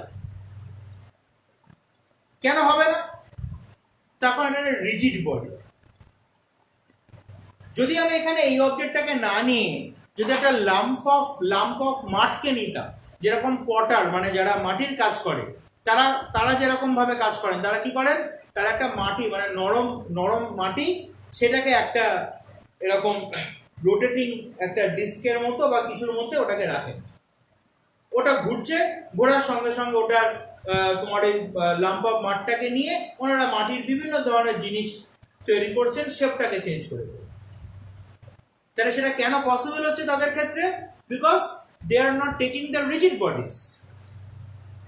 ওনারা রিজিড বডি তো নিচ্ছেন না। রিজিড বডি যদি নিতেন, এবার পটারকে আমি বললাম তোমাকে লাম্প অফ মাঠ নিয়ে কাজ করতে হবে না, তোমাকে আমি একটা পাথর দিলাম, নাও চলো এটাকে ঘোরাও, ঘুরিয়ে শেপ চেঞ্জ করো, পারবে করতে?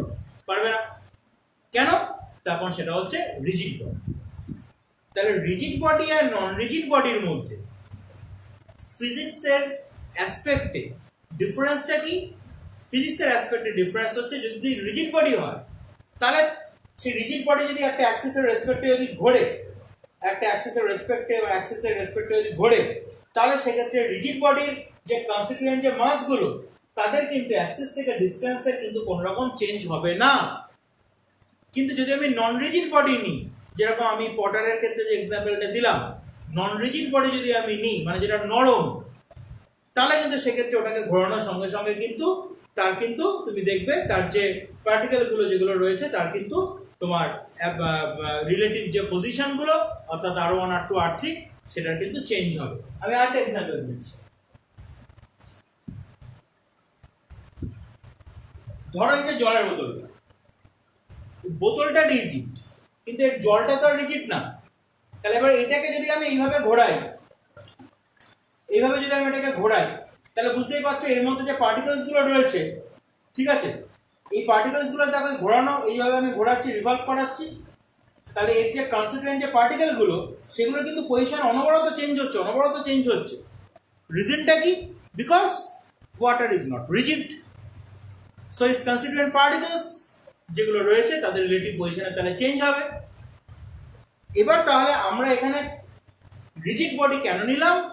যাতে করে ঘোরানোর সময় এই R1 R2 R3 Rn এই যে পজিশনগুলো সেগুলোর অ্যাক্সিস থেকে যাতে ওদের এই পজিশনগুলোর মানে এই যে ডিস্টেন্স ফ্রম দ্য অ্যাক্সিস অর্থাৎ এই পজিশনগুলোর যাতে কোনো রকম চেঞ্জ না হয়। ঠিক আছে, এই হচ্ছে ব্যাপার, এটাকে তোমাকে একটু খেয়াল রাখতে হবে কেন আমরা নিলাম। এবার চলে আসছি মোমেন্ট অফ ইনার্শিয়ার প্রশ্ন। এবারে মোমেন্ট অফ ইনার্শিয়ার যে ব্যাপারটা, সেই মোমেন্ট অফ ইনার্শিয়াটা হচ্ছে দুটো জিনিসের উপর ডিপেন্ড করছে, একটা হচ্ছে মাস আর একটা হচ্ছে রেডিয়াস। ডিফারেন্ট শেপের অবজেক্টের মোমেন্ট অফ ইনার্শিয়ার ভ্যালু ডিফারেন্ট। সলিড স্ফিয়ার যদি হয় তাহলে 250 mr স্কয়ার, রড যদি হয় তাহলে 1/12 ml স্কয়ার, ডিস্ক যদি হয় তাহলে মানে হাফ mr স্কয়ার, রিং যদি হয় তাহলে মানে mr স্কয়ার। এরকম বিভিন্ন রকমের ভ্যালু এক একটা অবজেক্টের মোমেন্ট অফ ইনার্শিয়ার ভ্যালু বিভিন্ন রকমের হয়। তো মাস আর রেডিয়াস নিয়ে যা ভ্যালু যাই চেঞ্জ হোক না কেন, মাস আর যে অ্যাভারেজ রেডিয়াস সেইটা নিয়েই হচ্ছে মোমেন্ট অফ ইনার্শিয়া তৈরি হয়।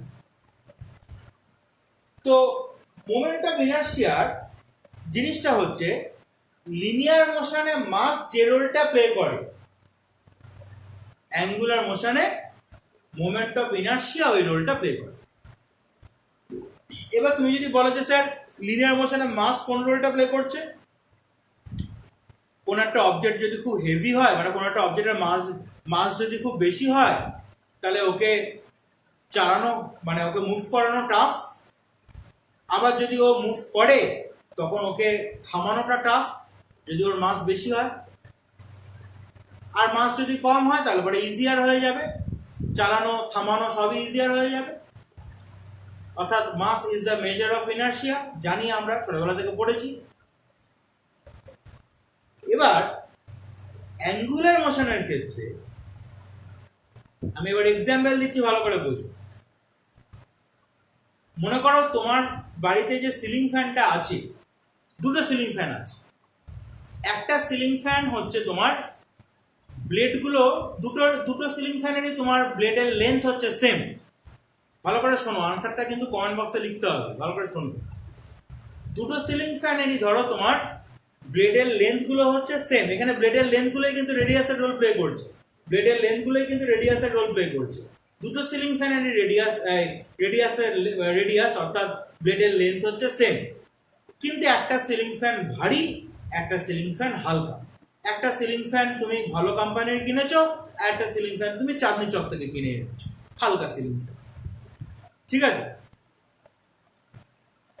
তো দুটো সিলিং ফ্যানই মনে করো সেম স্পিডে ঘুরছিল, দুটো সিলিং ফ্যানই সেম স্পিডে ঘুরছিল, দুটোকেই তুমি সাইমালটেনিয়াসলি সুইচ অফ করেছো, দুটোকেই তুমি সাইমালটেনিয়াসলি সুইচ অফ করেছো।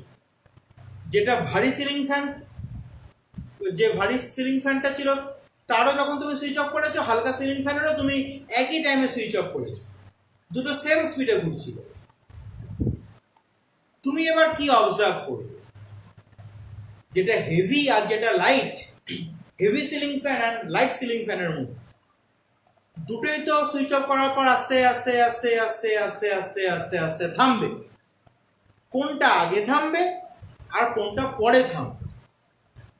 ঠিক আছে, which one will stop earlier, কোনটা আগে থামবে? কমেন্ট বক্সে লিখুন।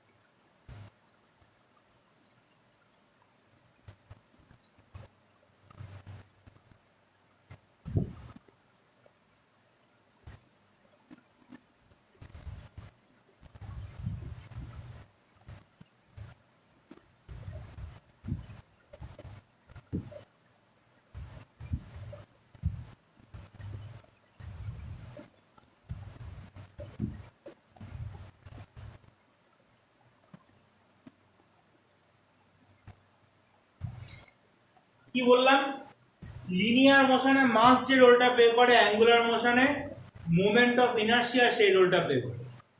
তো মোমেন্ট অফ ইনার্শিয়ার মধ্যে কি কি ইনগ্রেডিয়েন্ট থাকছে এইভাবে যদি ভাবো, কি কি কম্পোনেন্ট থাকছে, মাস থাকছে আর রেডিয়াস থাকছে। দুটো ফ্যানেরই রেডিয়াস সেম, দুটো ফ্যানেরই রেডিয়াস সেম, কোনটা আলাদা? মাসটা আলাদা। কোনটা আলাদা? মাসটা আলাদা। তার মানে যে ফ্যানটার মাস গ্রেটার তার মোমেন্ট অফ ইনার্শিয়া বেশি, যে ফ্যানটার মাস গ্রেটার তার মোমেন্ট অফ ইনার্শিয়াটাও গ্রেটার। মোমেন্ট অফ ইনার্শিয়া কিসের রোল প্লে করছে? মাসের রোল প্লে করছে। টার্মের মধ্যেই তো আছে ইনার্শিয়া, টার্মের মধ্যেই তো আছে। ঠিক আছে, তো তার মানে হচ্ছে যার মাস বেশি তার ইনার্শিয়া হচ্ছে বেশি, যার মাস বেশি তার ইনার্শিয়া বেশি। এক্ষেত্রে আর টু স্পেসিফাইড ফর্মে বলছি তার মোমেন্ট অফ ইনার্শিয়া বেশি। তো quite obviously moment of inertia যেহেতু হেভিয়ার ফ্যান্ডেন, যেহেতু মোমেন্ট অফ ইনার্শিয়াটা গ্রেটার, মোমেন্ট অফ ইনার্শিয়াটা বেশি, যার জন্য ওর থামতে বেশি সময় লাগবে। It will take more time to get stopped, ওর তাহলে থামতে আরো বেশি সময় লাগবে। আর যেটা লাইট ফ্যান, হালকা, তার ইনার্শিয়া কম, সে তাড়াতাড়ি থেমে যাবে। তাহলে এইভাবে মাস সেম রেডিয়াস রেখে কার মাস বেশি কার মাস কম সেই অনুযায়ী কোন একটা রিভলভিং অবজেক্টের ক্ষেত্রে কে আগে থামবে কে পরে থামবে কে জাস্টিফাই করতে পারি। ঘোরানোর জন্য কার ক্ষেত্রে আমাকে বেশি এনার্জি দিতে হবে সেটাকে আমি জাস্টিফাই করতে পারি। একই হবে ব্যাপারটা, যার ক্ষেত্রে ইনার্শিয়া, মোমেন্ট অফ ইনার্শিয়া বেশি তার জন্য আমাকে বেশি এনার্জি দিতে হবে। ঠিক আছে, আর একটা কোয়েশ্চেন করছি। মনে করো তোমার বাড়িতে দুটো ফ্যান আছে, একটা সিলিং ফ্যান আর একটা কিচেনের এক্সস্ট ফ্যান। কিচেনের এক্সস্ট ফ্যান দেখেছো তো, ছোট্ট ব্লেডের হয়। কিচেনের এক্সস্ট ফ্যানের ব্লেডের লেন্থ খুব ছোট্ট হয়। তো কিচেনের একটা ধরো এক্সস্ট ফ্যান আছে আর তোমার একটা সিলিং ফ্যান আছে। দুটো ফ্যানেরই হচ্ছে মাস সেম। সিলিং ফ্যানেরও যা মাস, এক্সস্ট যে ফ্যানটা রয়েছে ওরও ব্লেড দিয়ে মেশিন টেশিন সবকিছু দিয়ে ওরও মাস হচ্ছে সেম। সিলিং ফ্যানেরও যা মাস, এক্সস্ট ফ্যানেরও মাস তাই। কিন্তু সিলিং ফ্যানের ব্লেড লঙ্গার, এক্সস্ট ফ্যানের লেন্থ মানে ব্লেডের লেন্থ শর্টার, ছোট। দুটো সেম স্পিডে ঘুরছে, দুটো সুইচ আমি সাইমালটেনিয়াসলি অফ করলাম। এক্সস্ট ফ্যানটা আগে থামবে নাকি সিলিং ফ্যানটা আগে থামবে? কমেন্ট বক্সে দেখো।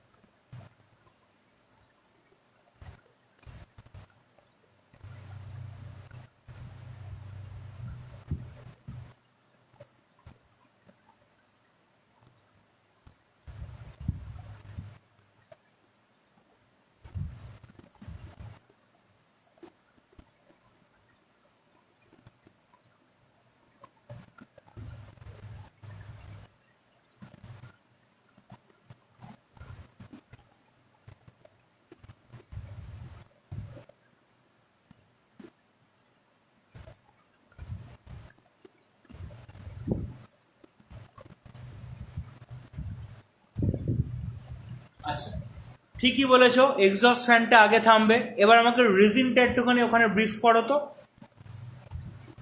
কেন এক্সস্ট ফ্যানটা আগে থামবে? রিজনটা ওখানে ব্রিফ করো তো, ছোট্ট করে এক লাইনের মধ্যে লিখে দাও।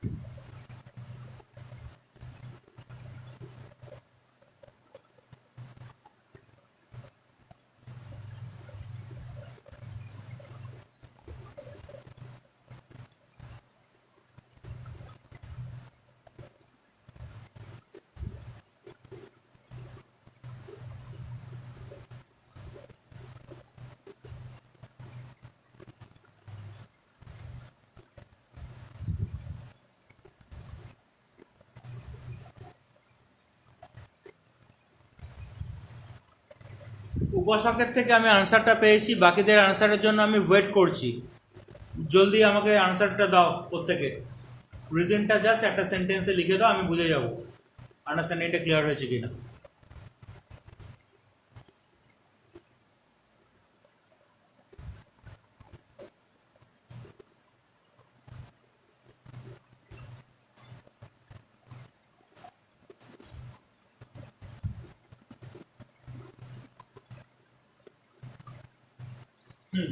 ঠিক আছে, দেখে নিয়েছি, ঠিক আছে। ব্যাস, এই তো মোমেন্ট অফ ইনার্শিয়ার কনসেপ্ট। ঠিক আছে, এইভাবেই এবার মোমেন্ট অফ ইনার্শিয়া আমরা পরবর্তী সময়তে রোটেশনাল মেকানিক্সের আরও যখন অন্যান্য টপিকগুলো করব, সেখানে তার বিভিন্ন মোমেন্ট অফ ইনার্শিয়ার ফাইন করা বিভিন্ন রকম প্রসেস আছে, থিওরেম আছে, parallel Axis theorem, perpendicular Axis theorem, সেগুলোকে নিয়ে যখন আমরা ডিসকাস করবো তখন আরো ইলাবোরেটলি জানতে পারবো, ঠিক আছে। কিন্তু বেসিক সেন্সটা হচ্ছে এইটা। এবার দেখো মজার একটা রিলেশন, আমরা লিনিয়ার মোশনে কি লিখেছিলাম, force is equal to mass into acceleration. আমি কি বললাম, লিনিয়ার মোশনে ফোর্স যে রোলটা প্লে করে, অ্যাঙ্গুলার মোশনে টর্ক সেই রোলটা প্লে করে। তাহলে ফোর্সের জায়গায় এলো টর্ক।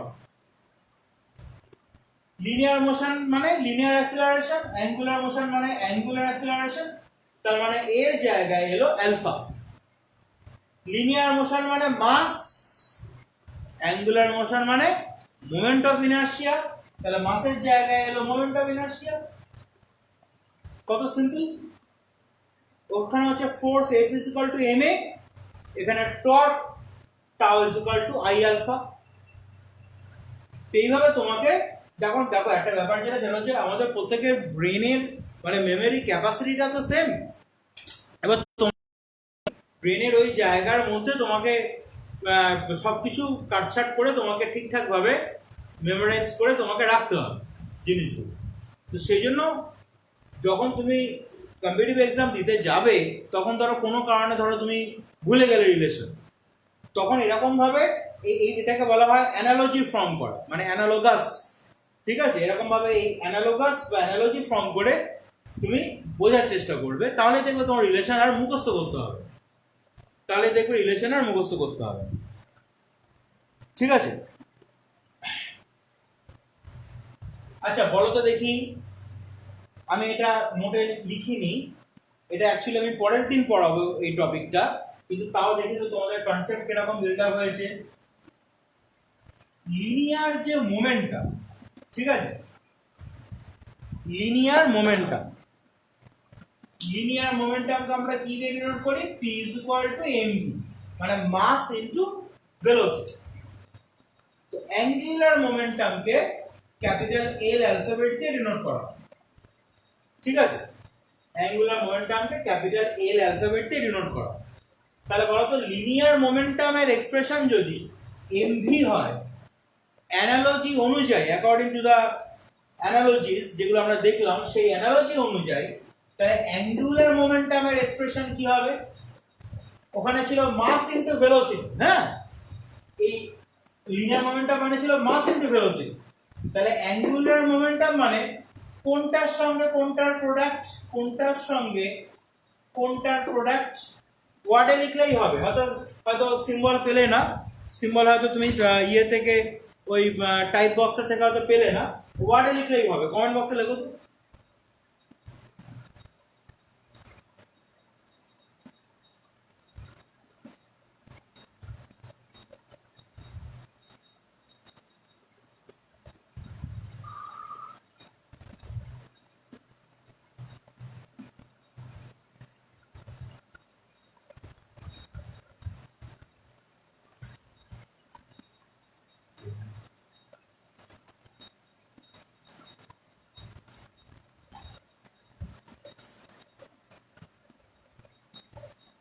প্রত্যেকে ঠিক আনসার দিয়েছিস, এবার বই থেকে দেখে লিখলি কিনা আমি সেটা জানি না, যদিও আমি তো সামনে এখন পাচ্ছি না, তবে আমার তোদের উপর ফুল কনফিডেন্স আছে। যখন ফাঁকি দিস তখনও বুঝি যে ফাঁকি দিয়েছি, সে ব্যাপারেও আমি ফুল কনফিডেন্ট থাকি। এক্ষেত্রেও যে তোরা নিজেরা লিখেছিস সেই ব্যাপারেও আমি ফুল কনফিডেন্ট, ঠিক আছে, একদম ঠিকঠাক লিখেছিস। তাহলে মাসের জায়গা থেকে আসবে মোমেন্ট অফ ইনার্শিয়া মানে আই, আর ভি এর জায়গায় কে আসবে, ওমেগা, হয়ে গেল, তার মানে আই ওমেগা, ঠিক আছে। এই তো দেখলি তো, তাহলে টপিক না জেনেও কিন্তু তুই অ্যানালজিটাকে ধরে বুঝতে পারবি কি হবে। নেক্সট আমরা যে পার্টটা করছি say this is very very very easy part, which is rotational kinetic energy, একদম বাচ্চাদের জিনিস, rotational kinetic energy, rotational kinetic energy. আমরা ছোট্ট করে একটা রাফ ওয়ার্ক করে নিই, হ্যাঁ। আচ্ছা কাইনেটিক এনার্জি মানে কি ছিল, হাফ এম ভি স্কয়ার। তাহলে half M V square, V মানে তো আবার ওমেগা আর, তাহলে ওমেগা আর হোল স্কয়ার, তাহলে half M R square omega square, এই ফর্মে লিখতে পারি। কে ইজ ইকুয়াল টু, তাহলে half M R square omega square, এই ফর্মে লিখতে পারি। এখানে আবার ব্যাপারটা কি হয়েছে, সেটা হচ্ছে আগেরবার যেরকম আমি কি বলেছিলাম যে স্পিডটা আস্তে আস্তে ইনক্রিজ করছে, এক্সটেন্ডেড রিজিড বডি যেটা রয়েছে, তার স্পিডটা আস্তে আস্তে ইনক্রিজ করছে, এরকম একটা ব্যাপার ছিল। কিন্তু এখানে যেটা হয়েছে সেটা হচ্ছে মানে ওমেগাটা ইনক্রিজ করছে না বা ডিক্রিজ করছে না, ঠিক আছে। এটা হচ্ছে তোমার একটা ইউনিফর্ম একটা অ্যাঙ্গুলার ফ্রিকোয়েন্সি বা অ্যাঙ্গুলার স্পিড নিয়ে রিভলভ করছে, এবং সেই জন্য এই যে m1 m2 m3 m4 mn প্রতিটা কনস্টিটিউয়েন্ট মাস তারাও প্রত্যেকে এই ওমেগা স্পিড নিয়ে রিভলভ করছে অবজেক্টের সঙ্গে সঙ্গে। তো আগেরবার আমরা অ্যালফা লিখেছিলাম, এবার এখানে ওমেগা লিখলাম, এই হচ্ছে ঘটনা, ঠিক আছে। আচ্ছা, তাহলে ফার্স্ট যে পার্টিকেলটা রয়েছে তার ক্ষেত্রে কাইনেটিক এনার্জি কত, half m1 r1 square omega square. Second এটার জন্য কত, half m2 r2 square omega square. Third এটার জন্য কত, half m3 r3 square omega square. nth টার্মের জন্য কত, half mn rn square omega square. ওমেগাটা সবার সেম। তাহলে টোটাল কাইনেটিক এনার্জি আমরা কত পাচ্ছি, হাফ যদি কমন নিই তাহলে পরে m1 r1 square plus m2 r2 square plus m3 r3 square plus dot dot dot plus mn rn square into omega square. So we can write half this thing is summation from I is equal to from I is equal to 1 to n mi ri square. আমরা একটু আগে যেরকম লিখলাম ঠিক সেরকম ফরম্যাটটা তৈরি করছে। তারপরে ব্র্যাকেটের টার্মটা আবার সেই ঘুরে ফিরে মোমেন্ট অফ ইনার্শিয়া, তারপর হচ্ছে ওমেগা স্কয়ার। এরকম সিমিলারিটি দেখেছো? নরমালি হচ্ছে তোমার লিনিয়ার মোশন যদি হয় তাহলে কি ছিল, হাফ mv স্কয়ার। রোটেশনাল মোশনে m এর জায়গায় কে চলে এলো i মানে মোমেন্ট অফ ইনার্শিয়া, আর v এর জায়গায় কে এলো ওমেগা মানে হাফ i ওমেগা স্কয়ার, ঠিক আছে। এই হচ্ছে ব্যাপার। তাহলে এটা হচ্ছে রোটেশনাল কাইনেটিক এনার্জি, এই পার্টটা ছিল।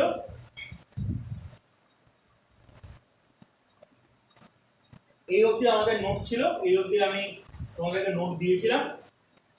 আচ্ছা, এবার দুটো প্রবলেম নিয়ে আমি খুব দেখছি সমস্যা হয়েছে। 34 আর 35 এর যে নিউমেরিক্যাল গুলো আমি দিয়েছিলাম লস অফ মোশনের নিউমেরিক্যাল, সেই নিউমেরিক্যাল দুটোকে আমি করিয়ে দিচ্ছি। এই রোটেশনাল মোশন আর আচ্ছা আর এই তোদেরকে না বলতে ভুলে গেছি, আমি তোদের সঙ্গে সবকিছু আলোচনা করে নিয়ে একটু, তোরা আজ অব্দি কোনো কিছুতে না বলিসনি, বাট তোরা এখন বড় অনেকটা ম্যাচিওরড, ওই জন্য তোদের সঙ্গে সবকিছু আমি আলোচনা করি। দেখ আমাদের সিলেবাসে মানে বইতে যেরকম যা আছে সেই অনুযায়ী কিন্তু আগে আছে ইউসিএম মানে ইউনিফর্ম সার্কুলার মোশন, তারপর কি ওয়ার্ক বা এনার্জি না কি সমস্ত আছে, তারপর আবার আছে রোটেশনাল মোশন বা কিছু এরকম। তো আমরা এই রোটেশন টোটাল যে পার্টটা মানে রোটেশনাল মোশন, রোটেশনাল মেকানিক্স, ঠিক আছে, সিস্টেম অফ পার্টিকলস এর এই যে পার্টটা বা ইউসিএম মানে ইউনিফর্ম সার্কুলার মোশন, এই টোটালটাকে আমরা একসাথে পড়ে নেব। যেরকম ধর কলিশনের পার্টটা অনেক বইতেই আলাদা করে থাকে বা ওয়ার্ক বা এনার্জির মধ্যে থাকে, তা সত্ত্বেও আমরা যেরকম লস অফ মোশনের মধ্যে পড়ে নিয়েছিলাম, ঠিক এখানেও ঠিক সেরকম আমরা কিন্তু এই সার্কুলার মোশনের মধ্যেই টোটালটাকে পড়ে নেব। বইতে তো একটা কেমন বিতিকিচ্ছিরি জায়গা থেকে ওরা একটা স্টার্ট করে, যেন বুঝতে অসুবিধা হয়। তো সেই জন্য হ্যাঁ আমরা আর বিশেষ করে নিউমেরিক্যালস যখন আমাদের করতে হবে, যে নিউমেরিক্যালস গুলো দেয় এটা আবার ইউসিএম এর কনসেপ্ট না থাকলে রোটেশনাল মেকানিক্স এর নিউমেরিক্যাল করা যায় না, আবার রোটেশনাল মেকানিক্স এর কনসেপ্ট না থাকলে আবার ইউসিএম এর প্রবলেম করা যায়। তো সেই জন্য হচ্ছে আমরা টোটালটাকে কমপ্লিট করে টোটালটা থেকে আমরা নিউমেরিক্যাল সলভ করবো। অনেক বইতে আবার তোমার লস অফ মোশনের লাস্ট পার্টের মধ্যে ওই আবার ইউনিফর্ম সার্কুলার মোশন পার্টটা আবার রয়েছে, মানে তোমার সেন্ট্রিপিটাল ফোর্স, সেন্ট্রিফিউগাল ফোর্সের কনসেপ্ট, তার এক্সপ্রেশন, সেই পার্টগুলো রয়েছে, কিন্তু আমরা টোটালটাকে একসাথে কভার করব, ঠিক আছে। আচ্ছা, তো 34 আর 35 এর যে নিউমেরিক্যাল দুটো ছিল আমি একটু ঝট করে একবার দেখে নিই কি ছিল।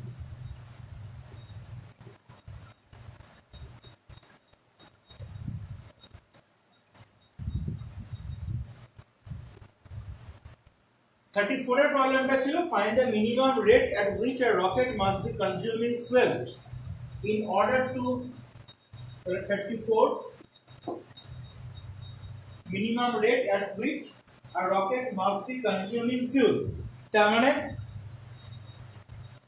তোমার রেট অফ কম্বাশনটা জানতে চেয়েছে, ঠিক আছে, রেট অফ কম্বাশনটা জানতে চেয়েছে, মানে delta M by delta T, যেটা রেট অফ কম্বাশন, ঠিক আছে, rate of combustion delta M by delta T টা জানতে চেয়েছে।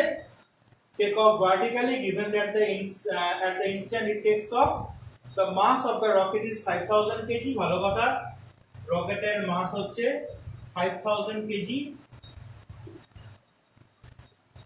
and the products of the combustion are ejected at the velocity of 250 meter per second, তাহলে velocity of exhaust gas 250 meter per second, এই হচ্ছে ঘটনা।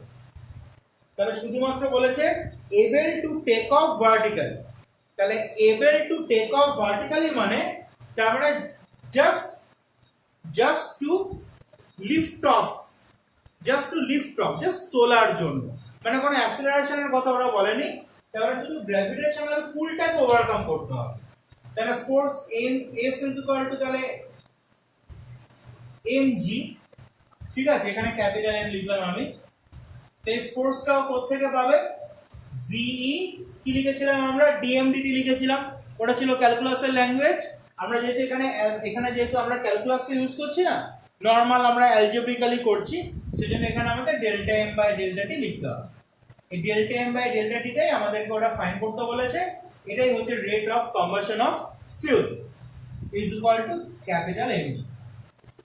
তাহলে এবার ভি কত আসছে, ভি কত বলেছে ওটা 250, ঠিক আছে, delta M del by delta T আমি রাখলাম এখানে, ক্যাপিটাল এম কত বলেছে 5000,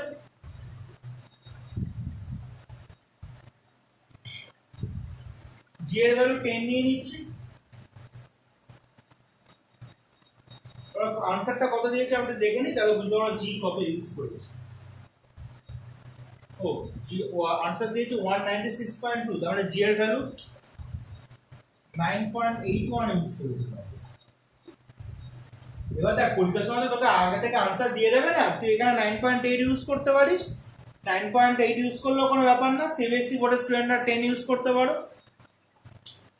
তাহলে 250 আর 5000 ক্যান্সেল হয়ে কত আছে 20, ওখানে 0 দিয়ে দে, তাহলে 98.1 into 2, তাহলে 196.2, তাহলে delta M by delta T is equal to 196.2। Unit কি হবে, কেজি পার সেকেন্ড, ইউনিট হবে কেজি পার সেকেন্ড। 34 কিছু ছিল না অঙ্কটার মধ্যে, তোরা ফালতু ঘাবড়ে গেছিস, যাদের 34টা সমস্যা হয়েছিল তারা বুঝতে পেরেছিস কিনা দেখ। আর এখানে দেখ মাইনাস অমুক তমুক এগুলোকে ইউজ করছে না, কিন্তু জাস্ট ম্যাগনিটিউডকে নিয়ে কাজ করা হয়েছে, ঠিক আছে। আমরা যেরকম থিওরির সময় নেগেটিভ সাইন ইউজ করেছিলাম, ইন্টিগ্রেশন, ওই সমস্যার মধ্যে আমরা যাব না, কনসেপ্ট ইউজ করব, কনসেপ্টের থেকে নিউমেরিক্যালে যাব। 34 যাদের সমস্যা হয়েছিল তারা বুঝতে পেরেছে কিনা দেখো, দেখো আমাকে ওয়েদার আন্ডারস্টুড অর নট।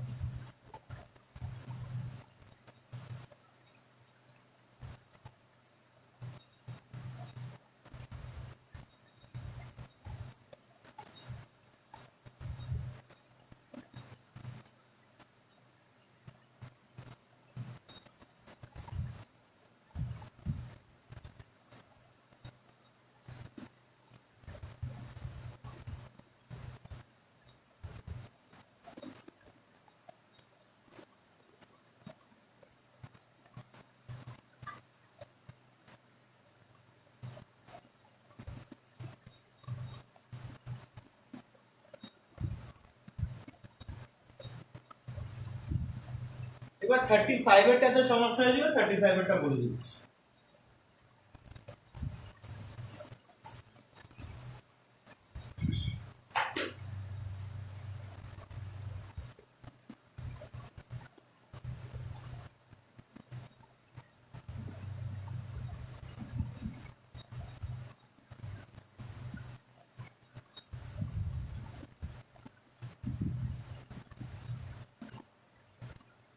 বলছে rocket has a mass of 100 kg and contains 900 kg of fuel. তাহলে রকেটের মাস হচ্ছে 100 kg, mass of the rocket, এখানে মাস অফ দ্য রকেট বলতে এখানে রকেটটাই হচ্ছে কন্টেনার, বুঝতে পেরেছিস তো। তাহলে মাস অফ দ্য রকেট হচ্ছে, তাহলে টোটাল মাস আমাকে নেট মাস বলে দিচ্ছি, হ্যাঁ নেট মাস ক্যাপিটাল এম, সেটা তাহলে পরে হচ্ছে 900 প্লাস কত বলেছে রকেটের মাস হচ্ছে 100 কেজি ও রকেটের mass 100 kg contains 900 kg of fuel তাহলে এখানে 100 প্লাস 900 তার মানে 1000 kg the maximum exhaust speed of gas ejected from it is 1.4 kilometer per second তাহলে v 1.4 কিলোমিটার পার সেকেন্ড তাহলে মিটার পার সেকেন্ডে কনভার্ট করতে হবে 1000 দিয়ে মাল্টিপ্লাই করতে হবে তাহলে 1.4 ইনটু 10 কিউব এত metre per second rocket rises vertically then what should be the minimum rate of consumption তাহলে delta m by delta t জানতে চেয়েছে ফার্স্ট এটা বলছে just lifting it off the launching pad তাহলে just lift off মানে তার মানে capital AF is equal to mg তাহলে VE delta m by delta t is equal to mg VE আমাদের বলে দিয়েছে 1.4 into 10 cube delta m by delta t জানি না unknown ফাইন্ড করতে হবে ক্যাপিটাল M হচ্ছে 1000 যে হলো 9.8 নিচ্ছে তাহলে আমাদের সুবিধা হবে Yeah, 9.8 is divisible by 1.4 by multiplying 1.4 by 7. 7 ones are 7, 7 fours are 28.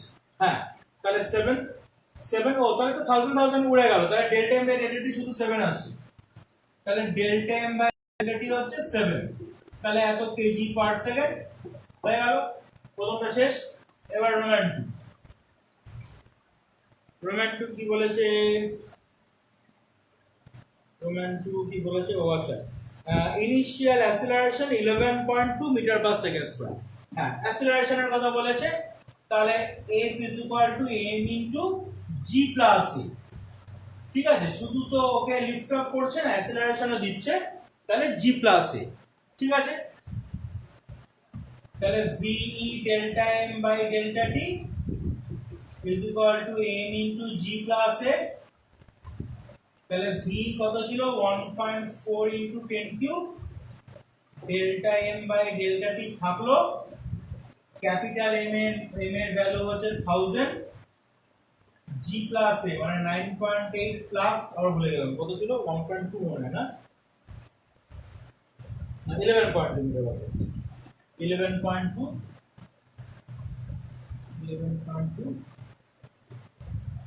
তাহলে 1000 ক্যান্সেল হয়ে যাচ্ছে ওখানে হচ্ছে 11 আর 9 হচ্ছে 20 21 তাহলে ডেল্টা m বাই ডেল্টা টি তাহলে হয়ে যাচ্ছে 21 বাই 1.4 তাহলে 210 বাই 14 14 আর 14 5 15 আসছে তাহলে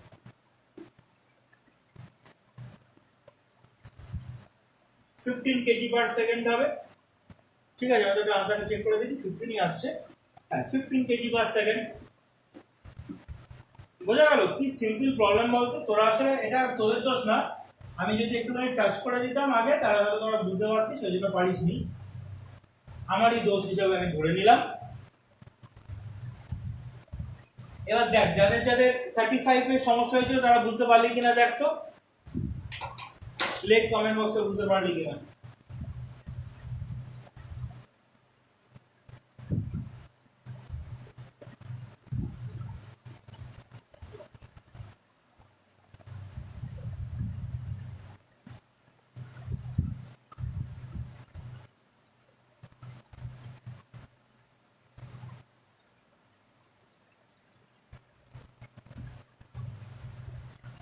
আচ্ছা সিজার একটু বুঝতে সমস্যা হয়েছে আমি আরেকবার বলে দিচ্ছি ফার্স্ট একটা শুধু বলেছিল লিফটিং অফ তার মানে গ্র্যাভিটেশনাল পুলটাকে ওভারকাম করতে হবে সেই জন্য F is equal to mg ঠিক আছে মানে জাস্ট ওয়েটটাকে লিফট অফ করতে হবে বাস তারপর তো ফোর্স আমি কোত্থেকে পেয়েছি রকেটের according to Newton's third law আমরা থিওরি পড়ার সময় দেখেছিলাম ভেলোসিটি অফ এক্সস্ট গ্যাস এবং তার সঙ্গে ছিল dm dt যেহেতু আমরা এখানে অ্যালজেব্রিক্যালি অ্যাপ্রোচ করছি, ডিএমডিটি লেখা যাবে না, delta M by delta T লিখেছি।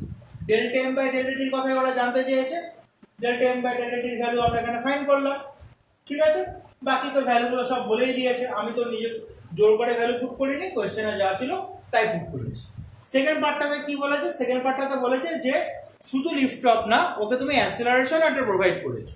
তো তার মানে অ্যাসেলারেশন আমি প্রোভাইড করেছি মানে তাহলে সেক্ষেত্রে জি প্লাসে আমি করলাম, অ্যাসেলারেশনের ভ্যালু 11.2 ওরা বলে দিয়েছিল, সেখান থেকে ডেল্টা এম বাই ডেল্টা টি আমরা করলাম।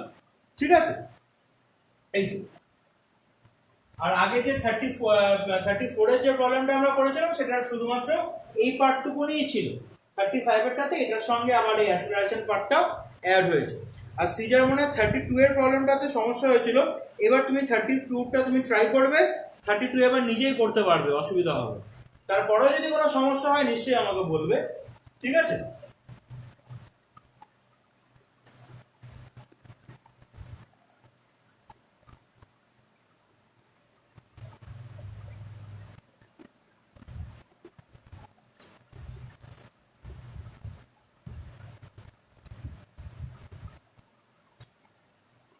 এই উইকে মোটামুটি কাজটা যেটা সেটা হচ্ছে আমি যে থিওরিটিক্যাল পোর্শনটা এখন এই যে পড়ালাম বা আগে যে নোট দেওয়া ছিল, এই পার্টটাকে খুব ভালো করে বাড়িতে না দেখে লিখে লিখে কিন্তু প্র্যাকটিস করবে।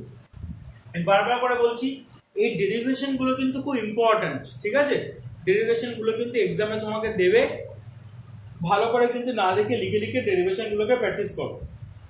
ডেরিভেশন বলতে যে রিলেশন যেগুলোকে আমি করালাম, এই উইকও আমি আরো কিছু জিনিসপত্র নোট আমি কিছু দেবো, কিছু নিউমেরিক্যালস আমি দেবো, সেগুলো আবার করতে বলবো, নোটগুলোকে নোট ডাউন করে নিতে বলবো, যেগুলোকে নিয়ে আমরা নেক্সট উইক আবার ডিসকাস করব।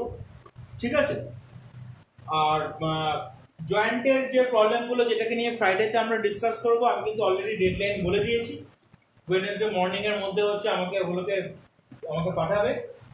আর আমাকে শাগনি জিজ্ঞাসা করছিল যে যেহেতু টর্কের কনসেপ্টটা পেয়ে গেলাম, এবার কি আমরা অ্যাপ্রোচ করতে পারি বাকি নিউমেরিক্যালস গুলোকে নিয়ে? শাগনি এখনো পর্যন্ত সেই টাইমটা আসেনি, তুমি এমনি পার্সোনাল স্তরে যদি তোমার মনে হয়, ইন্ডিভিজুয়াল স্তরে তুমি করতে পারো সেই অঙ্কগুলো, কিন্তু আমি আরেকটু করিয়ে নিয়ে যে অঙ্কগুলো আমি বলেছিলাম জয়েন্ট এন্ট্রান্সের এখন করার দরকার নেই, 3টে অঙ্ক মনে হয় না 4টে অঙ্ক আমি বাদ রেখেছি, ওই 3-4টে অঙ্ক আরেকটু কনসেপ্টটাকে বিল্ড আপ করিয়ে নিয়ে আমি বোঝাবো। ঠিক আছে, তাহলে গুড নাইট, ভালো করে কিন্তু প্র্যাকটিস করো থিওরিগুলো, নাহলে কিন্তু পরে কিন্তু আমার এই চান্সটা কিন্তু পাবে না, অনেকটা জমে যাবে, তখন কিন্তু ভালো করে প্র্যাকটিস করতে পারবে। Good night.